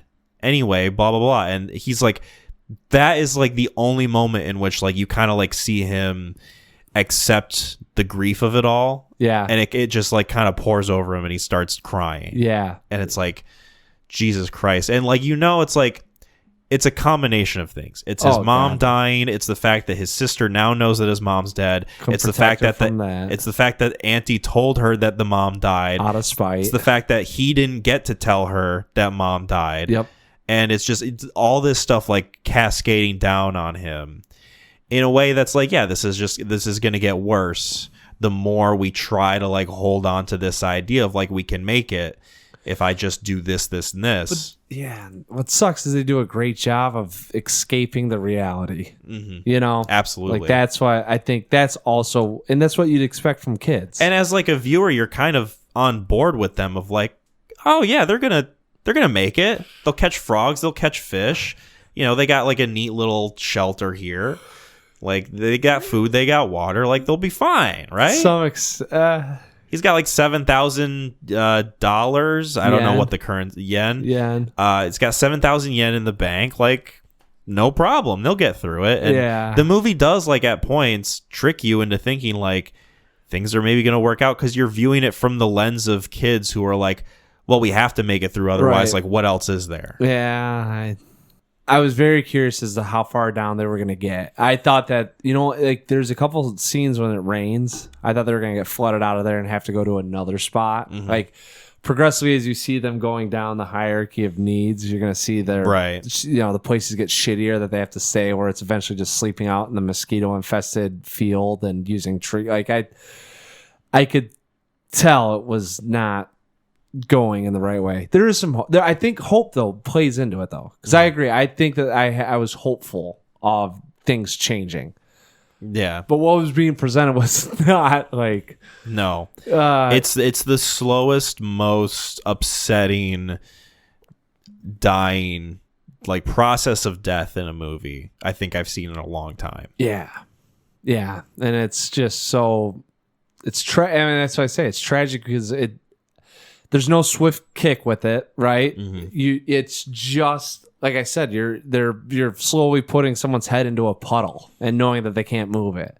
Yeah. And just seeing all that happen in real time into a point where it's just like you watch it, the lights go out, like God. And not to say that they were so close. They were probably just as close to getting it out as they were as close to it not. You know what I'm saying? Like, I don't think it hung in the balance of any one thing going one way or another. Literally, if they would have got one person that would have said, if you do this, I'll give you that. You know, and that might have changed everything. Mm-hmm. Which is like why it's just so like, oh my God, you just run through how many different scenarios they could have gotten out of that thing. And yep, that's exactly what I was doing while watching this. Can't help it though. Yeah. Was there anything else we wanted to talk about with this? It's a hard movie to sort of like dissect into without just getting into the like raw emotion of it all. Yeah, I mean, I don't. I think there's a couple. I'm guessing some allegories with Fireflies and kind of like some of the things going on that I wasn't really picking up on, but a lot of the deeper rooted themes. The sort of like the idea that they live such a short life, but that the life they live is so bright and beautiful. Yeah, right. The mirroring obviously what happens to Setsuko. Yes, where her life, you know, even though it was leading to like a very swift demise, was quite filled with fun and joy and like these ideas of like being a kid and like, you know, loving your brother and having all this stuff to like be at least surface level joyous of. Yeah, I mean, she doesn't know any better. Mm-hmm. You know, like she did the best with what she had, and there wasn't ever a time where she felt hopeless. Yeah, you know, because like the capacity for kids that young to feel a sense of hopeless just isn't quite there, Right? Because all they know is They're like still discovering what they need. yeah, the extremes of emotion of like I'm sad, I'm happy, I'm angry, I'm laughing, I'm doing all this stuff. Yeah. And it's sort of it's very much parallel with the Fireflies and Yeah, that makes the beauty of it all, I guess, because I was never like, that's a beautiful life, but you gotta make with it the best that you can with the tragedy of it all. They did. That's one of the things I thought was rather beautiful about the whole thing was, and I like the relationship that they had and their ability to escape reality when they could to make it better, even if it was just frolicking, up and down that fucking hill. Like they got a chance to be happy, but yeah, it's tough. Super tough. Yeah. Shall we get into ratings for Grave of the Fireflies? Yeah. So I get to go first. Ah, man, tugs at the heartstrings. This thing's like, for 1980 animation, it still feels like 2D. Like it feels accurate. And I guess I'm just not used to having that. But it's really well done. Like a lot of the artwork's really well done. It's stunning, gorgeous. Like I don't know if we've like exemplified just how beautiful this movie is visually. Yes, and even at points when it's like I don't want to say like not wabi sabi, but like even like the down points of some of the ugliness of what's going on. Like when those kids stumble onto the cave and they're like, "Oh, look at this! Like it's soybeans getting like plumped up in the salt water and a dead koi fish and." The frogs on a stick, like they do a great job of highlighting when they want to make it like really impactful, and then generalizing or kind of keeping the landscape. But like the Firefly stuff is just, it's gorgeous, it's elegant, and the story itself is riveting. It's tragic, but in a sense, it's very humanistic. It's one of those things where it's just like it's a piece of reality that gets exemplified, and it might be hard to stomach, but the sad truth is it happens, and they picked fucking, I feel bad for those kids, but long-winded answer, this is a 9 out of 10 for me. Excellent. I'm in the same boat as you. This is a 9 out of 10 for me as well. Yeah. This is one in which it is very much looking for the beauty in the demise, the sort of hope in the midst of pure, absolute hopelessness. Yeah.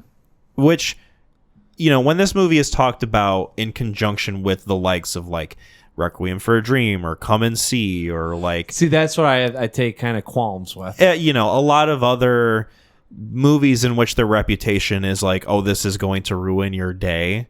Yeah. This is a movie in which, like, I think the filmmakers, the intent of the story, it wants you to see the beauty in the tragedy. It wants you to kind of like take from it the sort of like, and I think it helps too that it's animated, in which you are doing the best that you can to take the positives from it, because that's what these kids are doing. Yeah. Right? Like they're doing the best they can to like make the situation like not as shitty as it could be, while at the same time like this is ultimately heading to like a dark end.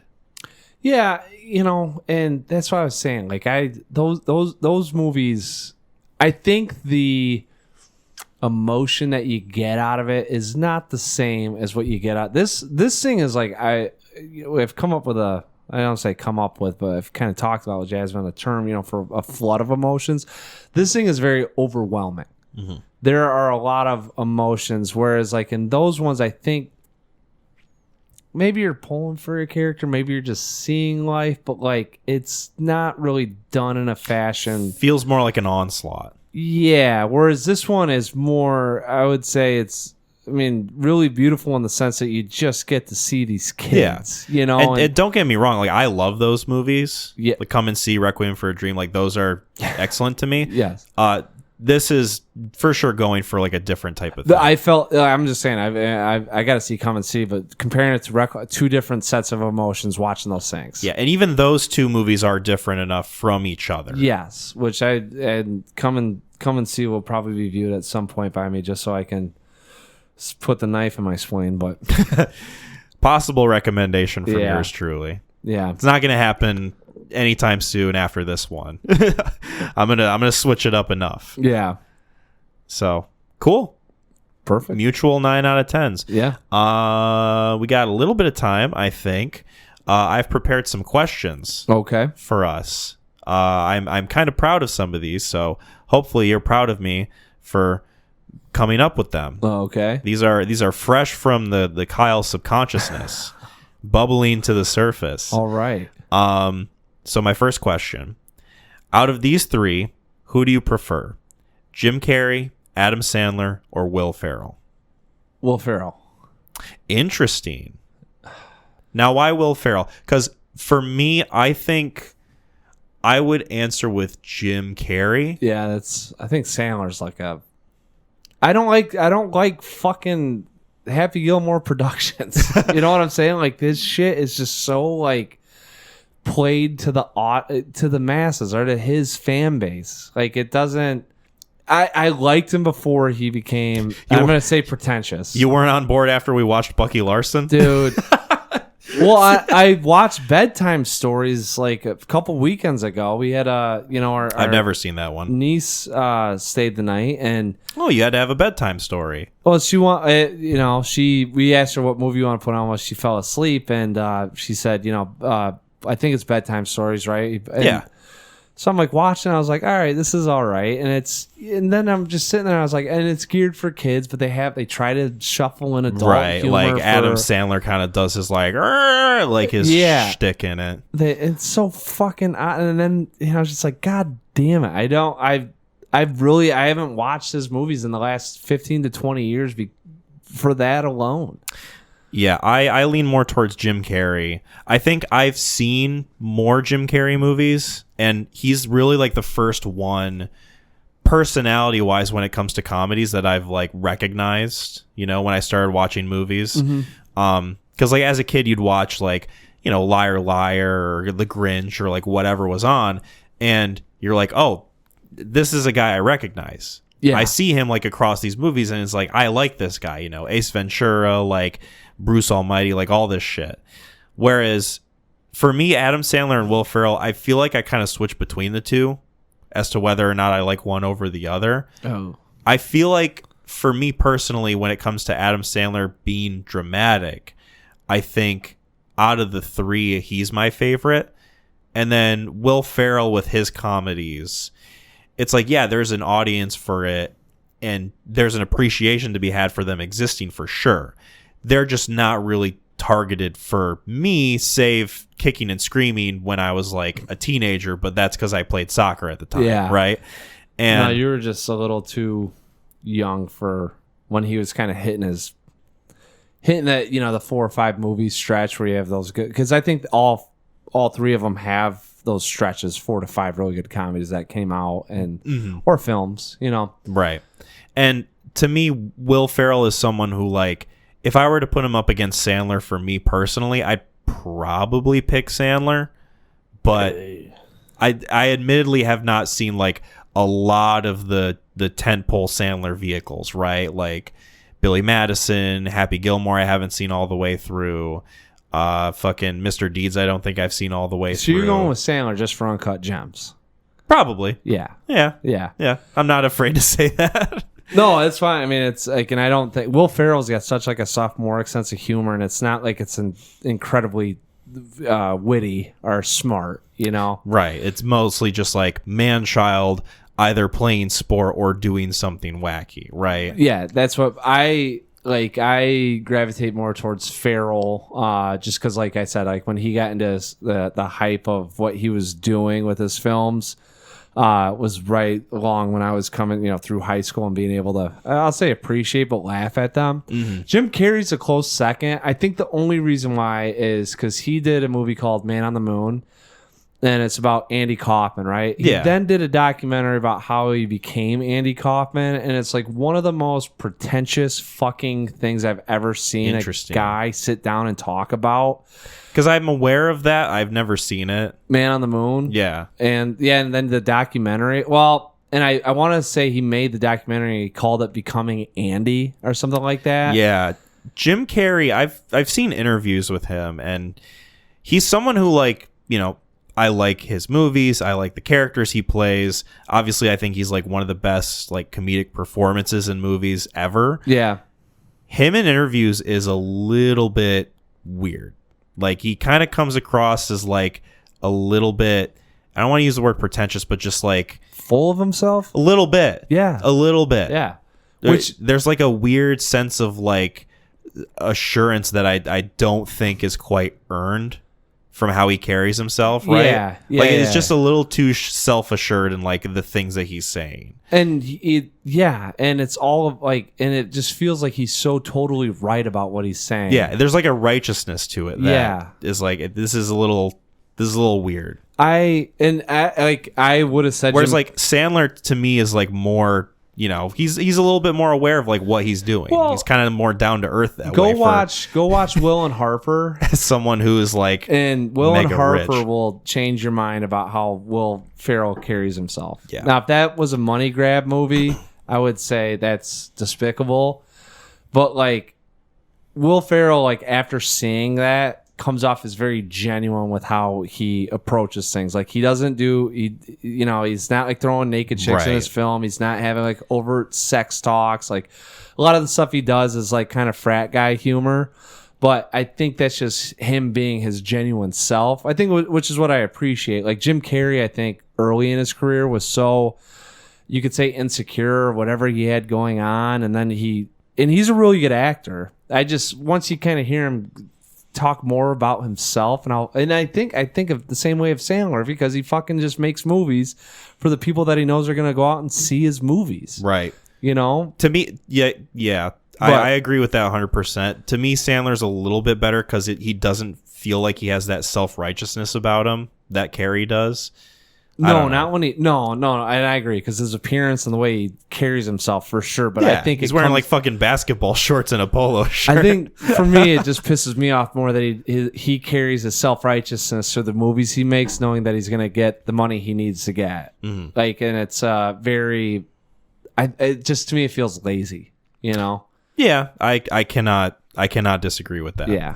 My next question: favorite performance from an animal in a movie. And if you need time to think, I've got a couple answers. You can go ahead. I'm going to try to. So the first one that comes to mind, and this is also from like a childhood movie, which has multiple animals in it. Yeah. Bart the Bear. Are you familiar with Bart the Bear? Mm-mm. I think he's only been in 2 major movies. One was Homeward Bound, which just has a litany of that is good animal performances. Yeah, but the production of that film, my God. No, you're thinking of Milo and Otis. Oh, yes, that is it. Yeah. Because Homeward Bound is a PG one. Homeward Bound is the one Disney. Where they took extra precautions to keep the animals safe. After Milo and Otis? I don't know. Which one came out first? I'm pretty sure Milo... You got it? I'll look up Homeward Bound. You look up Milo and Otis. Okay. Because Homeward Bound was in the 90s. So was Milo and Otis. Homeward Bound: The Incredible Journey is 1993. Ooh. Hold on. Directed by Duane Dunham. What else has Duane Dunham done? It's not The Adventures of Milo and Otis, is it? It might be.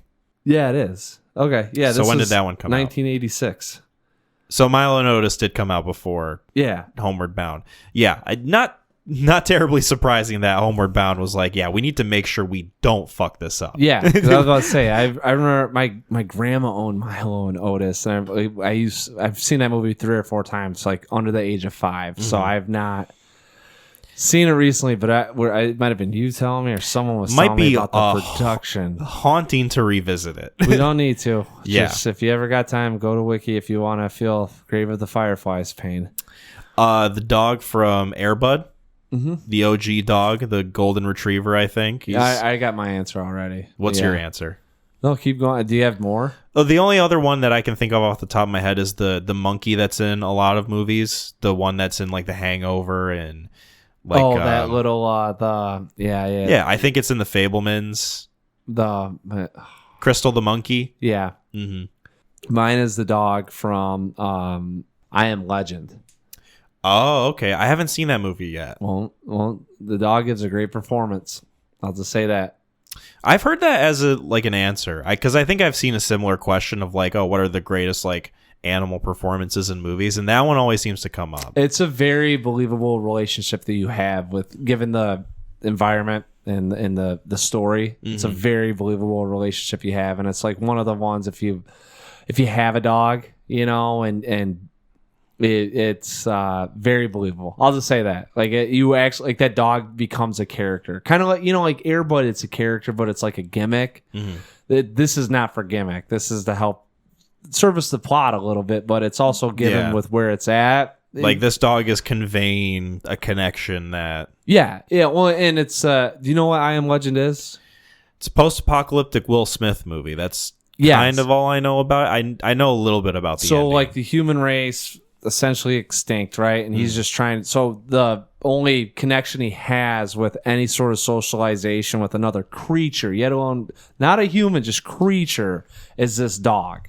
So like I thought of another answer. Continue. Their relationship is so believable, and especially given the environment, you really feel like these two have. Like it's very I don't want not symbolic, but it very personal for Will Smith and the dog. I mean, they both need each other. So, sort of a similar thing made me think of this as an answer. The cat from A Quiet Place, Day One. I don't know if you've seen that movie, but Lupita Nyong'o is the main character, and she has a cat. And that whole movie doesn't make sense. Well, it's a fun time. It was a good time. I like that movie. Mostly because of the cat, but. Movie starts, she's holding the cat. She tells the cat, shh, be quiet.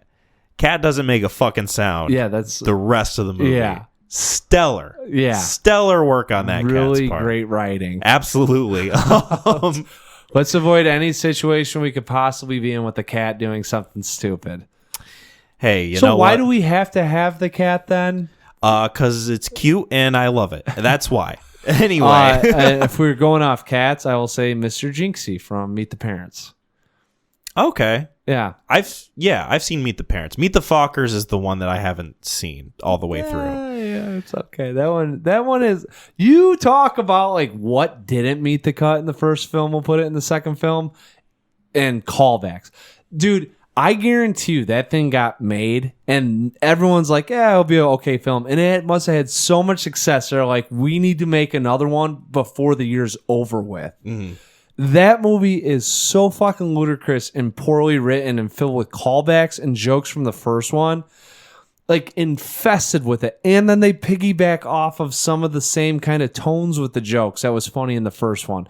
No original thinking whatsoever. Well, not only did they get, the movie was successful enough to make a sequel, they made 2 sequels. Right? Yeah. Because there's Meet the Fockers and then there's Little Fockers. Yes. Where Focker has a kid. Yeah, but I think that came out like they were like, hey, like let's dig this up because we can't come up with anything creative. Right. We need to make money fast. Yeah. What's a guarantee? Oh, Ben Stiller, Robert De Niro are free.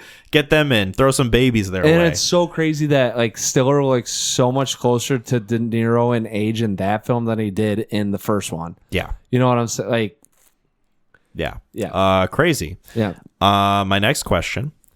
Have you ever found yourself watching a movie in an environment you didn't expect to? For example, a movie playing in the corner of a restaurant or in the waiting room of a dentist's office.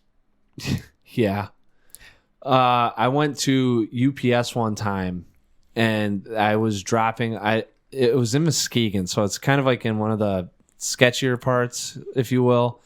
One of the areas where I won't say not welcomed. I mean, I grew up in Muskegon, but a lot of things could happen.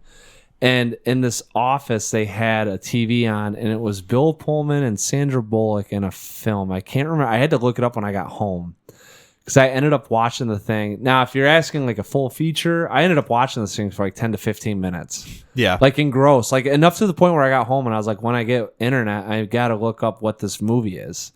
Bill Pullman's in a hospital bed, and Sandra Bullock's like I think the love interest, but Is it a movie called While You Were Sleeping? Yes, that's it. And I want to say she was like cheating on him, or I don't know because they had the subtitles on, and it's like it might have been on TV. Right. I couldn't, but I just remember being like, I guess it was like my escape from reality, but no, like I was totally like, okay, yeah, like what do we got here, Do you ever like? I feel like I don't see this as much as I used to, and I feel like I noticed this while I was working at Sam's Club, like towards the end. Yeah. I feel like they don't do the thing anymore where they play like one singular movie on multiple TVs at the same time. Yeah. Like I feel like they used to do that a lot more, and I go to stores now and I never see that anymore. Well, it's because you had cable or you had we got it in the mainframe here. We can only hook up one. I mean, we're so far with technology. It's wherever you're at, you can put on what you want. It was like always sort of like a fun thing to go to the store and see like what movie they were playing. It was usually a kid's movie. Like Best Buy? Yeah, Best Buy or like Target or like even like Walmart or Meijer when they were trying to feature the TVs before they just had their generic like places where like TVs on display were like so more of like a prominent thing. Yes. And like it was always a kids movie, and it was always fun to see like which movie was like the most off, or like which TV was the most off. Like, oh, this guy's falling behind by like 5 seconds. Not buying that one. Right, compared to the other ones. It was also just like their way of like, hey, look at the display of this TV. Do you want this display for your TV compared to like the other ones? This is how your movie's going to look. Whereas now I feel like most TVs are just like in the boxes and you're just like, yeah, I'll pick this one, I guess. They have them on the back wall and you just go through and they got the screensavers rolling. And then smart TVs. Someone can probably help you be like, oh yeah, this is what it looks like. And they pull up like fucking, I don't know, like Karate Kid or some shit on there. Like, what's the Karate Kid show? Cobra Kai. They pull up Cobra Kai on there and they're like, hey. Did you have that experience? Not me specifically, no. What was the question again? Because I also have another awesome one. I think I've told the story before. Like a movie that you didn't expect to see, but were watching because of where you were. So like corner of a restaurant, like maybe in a waiting room or something. Okay. I guess it's a little... Yeah, no, I'll so I went to this in high school. I had some friends that were part of like what were the church group called when all the kids would go to a house and hang out, and they were church affiliated and like a Bible study? Yeah, like Bible study. So you do a Bible study, right? And it was like, you do Bible study for 15 minutes, right? Everyone kind of, hey, let's say our prayers. We're gonna do a quick little read of a passage of something, and then you get dinner and you get to hang out, right? It was kind of like just an excuse to get everyone together, and you made sure that you preached the good word. Well, one of my buddies took me to Bible study, and it was like two of my friends. Like there was 3 or 4 of us that went. Now we all drove separately. They told me where to go, right? I show up. I don't go to church, right? Okay, so I mean, I just want to hang out with my friends, and they were like, "We want to do this, and maybe it would be good if you did it too." And I was like, "Sure," And I remember I went here, so we had to do prayers. One of the funny, I prayed for no one to get injured. Like, everyone's like, like find peace and love and help our fellow man, and I'm like, don't let me blow out my knees or my friends blow out their knees. I was like, yeah, like how you can feel people nodding. Mm-hmm. I said my spiel and I kind of did some mansplaining with it, and by the time I got done, I felt so bad about like botched that prayer that I could feel everyone, instead of like doing the head nod, they're just cringing. Yeah, they're just kind of like, yeah, the head cocks a little bit. No one in there looked like an athlete besides my 2 friends but they weren't. So anyways, they throw on a movie, right? It was like Talladega Nights or something along that line, right? And it was like some kind of, I don't know, but we're all upstairs watching it. One by one, people start filing out. I did such a shit job of collecting on whose house it was. I couldn't distinguish that the people who were running Bible study were probably like 6 years older than us, right? So I'm a junior, senior, I think junior year in high school. So okay, the people that own the house, like one of the guys looks like he's in his 30s, and then there's a chick there that looks like she could be 19, 20, coming back from college, whatever, right? People start filing out. It's 10 o'clock at night, 10:15. There's like 3 of us left there. No one's really conversing, and it's just these, it's me and my buddies took off already, and I'm kind of like, all right, I'm going to be the last one out of here, I guess, because I'm kind of watching this movie. I'm kind of into it. I know what's going on. I like movies, but I also don't know anyone here. So I'm like really just sitting there watching this thing, kind of like, when do I leave, All of a sudden, 2 people roll out. I'm the last one there. It's me, this guy, and this chick, right? Sitting there, and I'm like, I don't know when to leave now because I'm like I'm so fucking like, it's gotten to the point I'm so in my head about this, And I'm like, why isn't she leaving? Are they banging? Like, what the hell's going on? I don't get, like, it's just like all this stuff going on.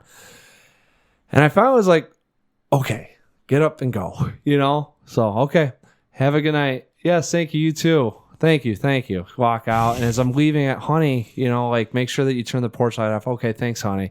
Found out they're fucking married. It's their house. I'm the last one there. I don't know anyone there, and I stayed for an extra 20 minutes. Right. And I was They're so like, wow, Mac's into this movie. No, they didn't know my name. I've never been to Bible study. I didn't know that they were the owners of the house that were running the Bible study. And the chick that was there, I thought was just another chick. It was so like, and Jesse. And Breaking Bad, where he's just drinking the water to escape the I did that with the movie. I was just sitting there like this, watching the movie, like, I don't know what to do. Right. And I was like, I'm just going to get lost in this while I'm still thinking about that. Mm-hmm.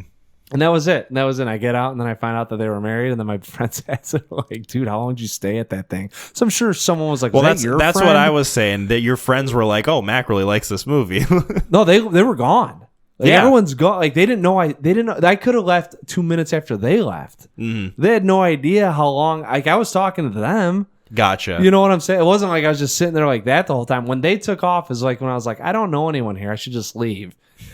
And then it was like, well, pick a time, but also kind of watching the movie, because I know this movie and it was kind of new, so I saw it. Anyways, yeah, that was a weird. I'll never forget that, and just being like, the fuck is this broad? Why isn't she leaving? I don't want to be I want to be the last one here and kind of just get out, and that way nothing has to be, and they just would not get up and go. Mm-hmm. But God knows how they felt. Like, who's this fucking 265-pound kid that could probably take both of us out just sitting here? Yeah. That's a good story. Oh my God. It was, yeah. I don't have anything quite that colorful. The closest besides like, the general, like, oh, they're playing like Surf's Up at the dentist or whatever. Right. Is when I was, and I think I've told this story before in the episode, we talked about it, but I was like 12 or something, and I was in Ohio waiting for the bus to come pick us up early in the morning. Was it your grandpa? Yeah, I was with my grandpa. Yeah. I had like the worst stomach ache. And I was just like hunched over like on the suitcase, and I was afraid to go to the bathroom because I didn't know like when the bus would show up. Like I didn't want to miss it. Right. And I'm looking up, and on the TV is playing The Crow, and he's like beating someone up in an alley. Oh yeah. And I'm just like looking, and like Brandon Lee's doing his thing, and I have the thought of like, this movie's very dark.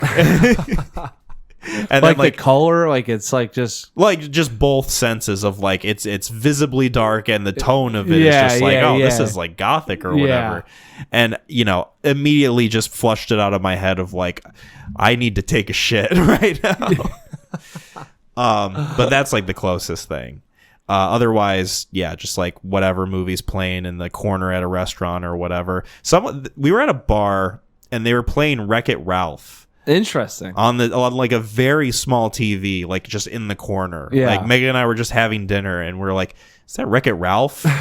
And guess what? He's on screen wrecking it. I think the problem too that I have is like whenever I go, like I'm happy they don't do it anymore, because I would always like, especially if it's a movie you've seen, you can't help but just sit there and watch it for a couple minutes. Mm-hmm. So I'm kind of actually happy they don't do that anymore. God knows, walking into like you could just sit at Best Buy and watch a whole movie.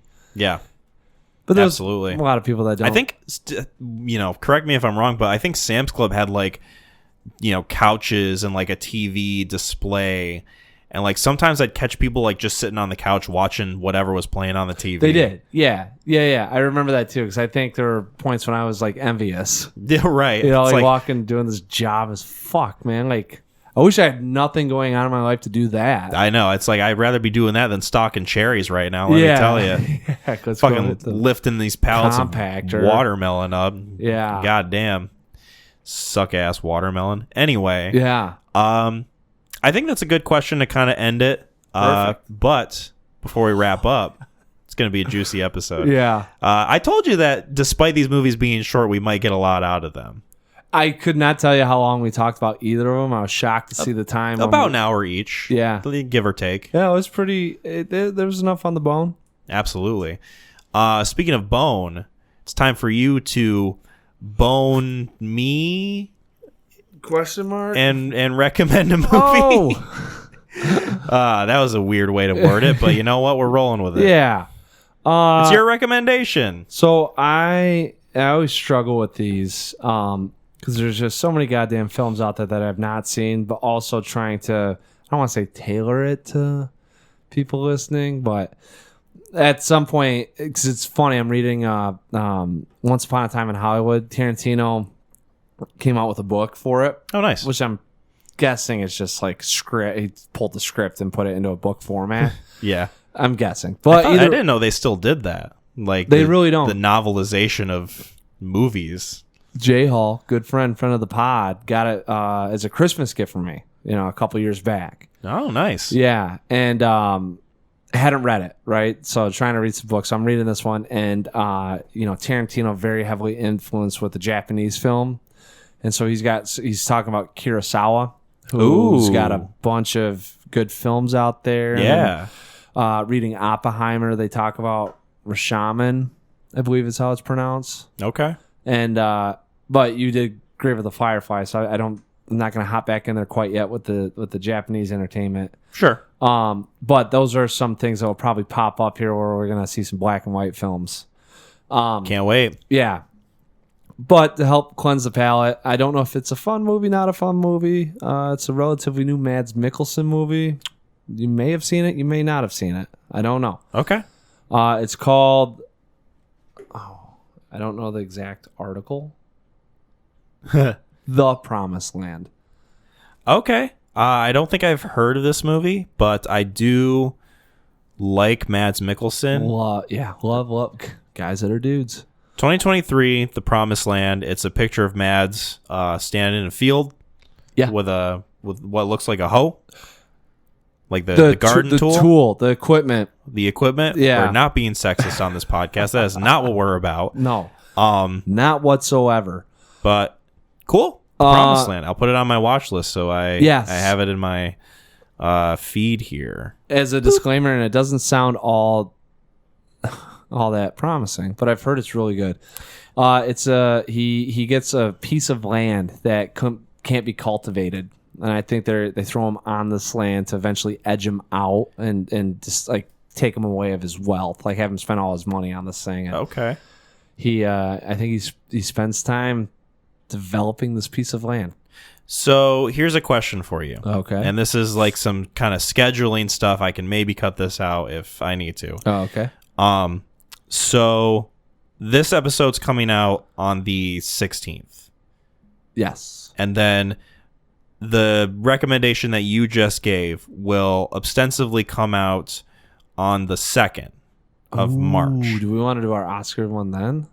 Well, that's what I'm going to ask you. Yeah. Is do you want this next episode to be for The Promised Land and then have the episode after be the Oscars? So we would essentially be recording after the Oscars are done, which I know you talked about maybe trying to do before. Let's see where I'm at with the film watching. Okay. Because I gotta get the movies down. Sure. And right now it's not looking great with the theaters.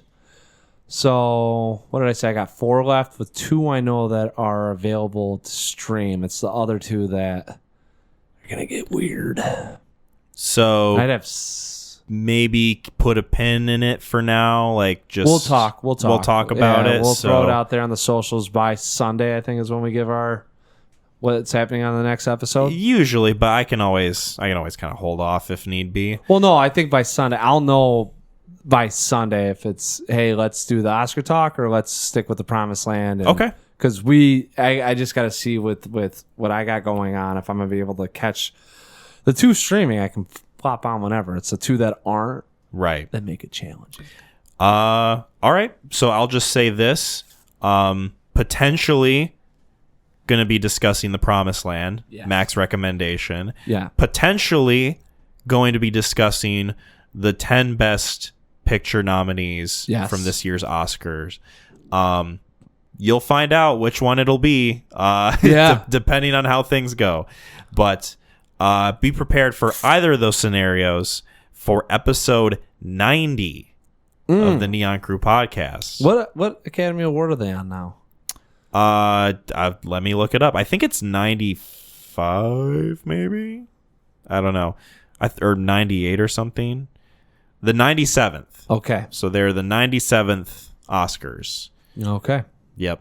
Nice. Yeah. Either or. We'll figure it out and let you guys know. We'll let you guys know. But in the meantime, thank you guys so much for listening to this episode of the Neon Crew podcast. You can find us on YouTube, Spotify, and Apple Podcasts. Be sure to subscribe to us on YouTube and give us some 5-star ratings on Spotify and Apple Podcasts if you haven't already. We got some merch. Go to our Etsy page. Check out what we got for you. Shout out to Gideon for doing the music. Shout out to Lauren for doing our artwork. You can find pages for their social medias in the description below. Be sure to follow us on various social medias, YouTube community, Facebook, and Instagram. Try to be updating you guys on what's going to happen in the next episode, whether it'll be The Promised Land or us discussing the 10 Best Picture nominees. McLean, what do we say to end the day? WWTHD. Bye, everyone.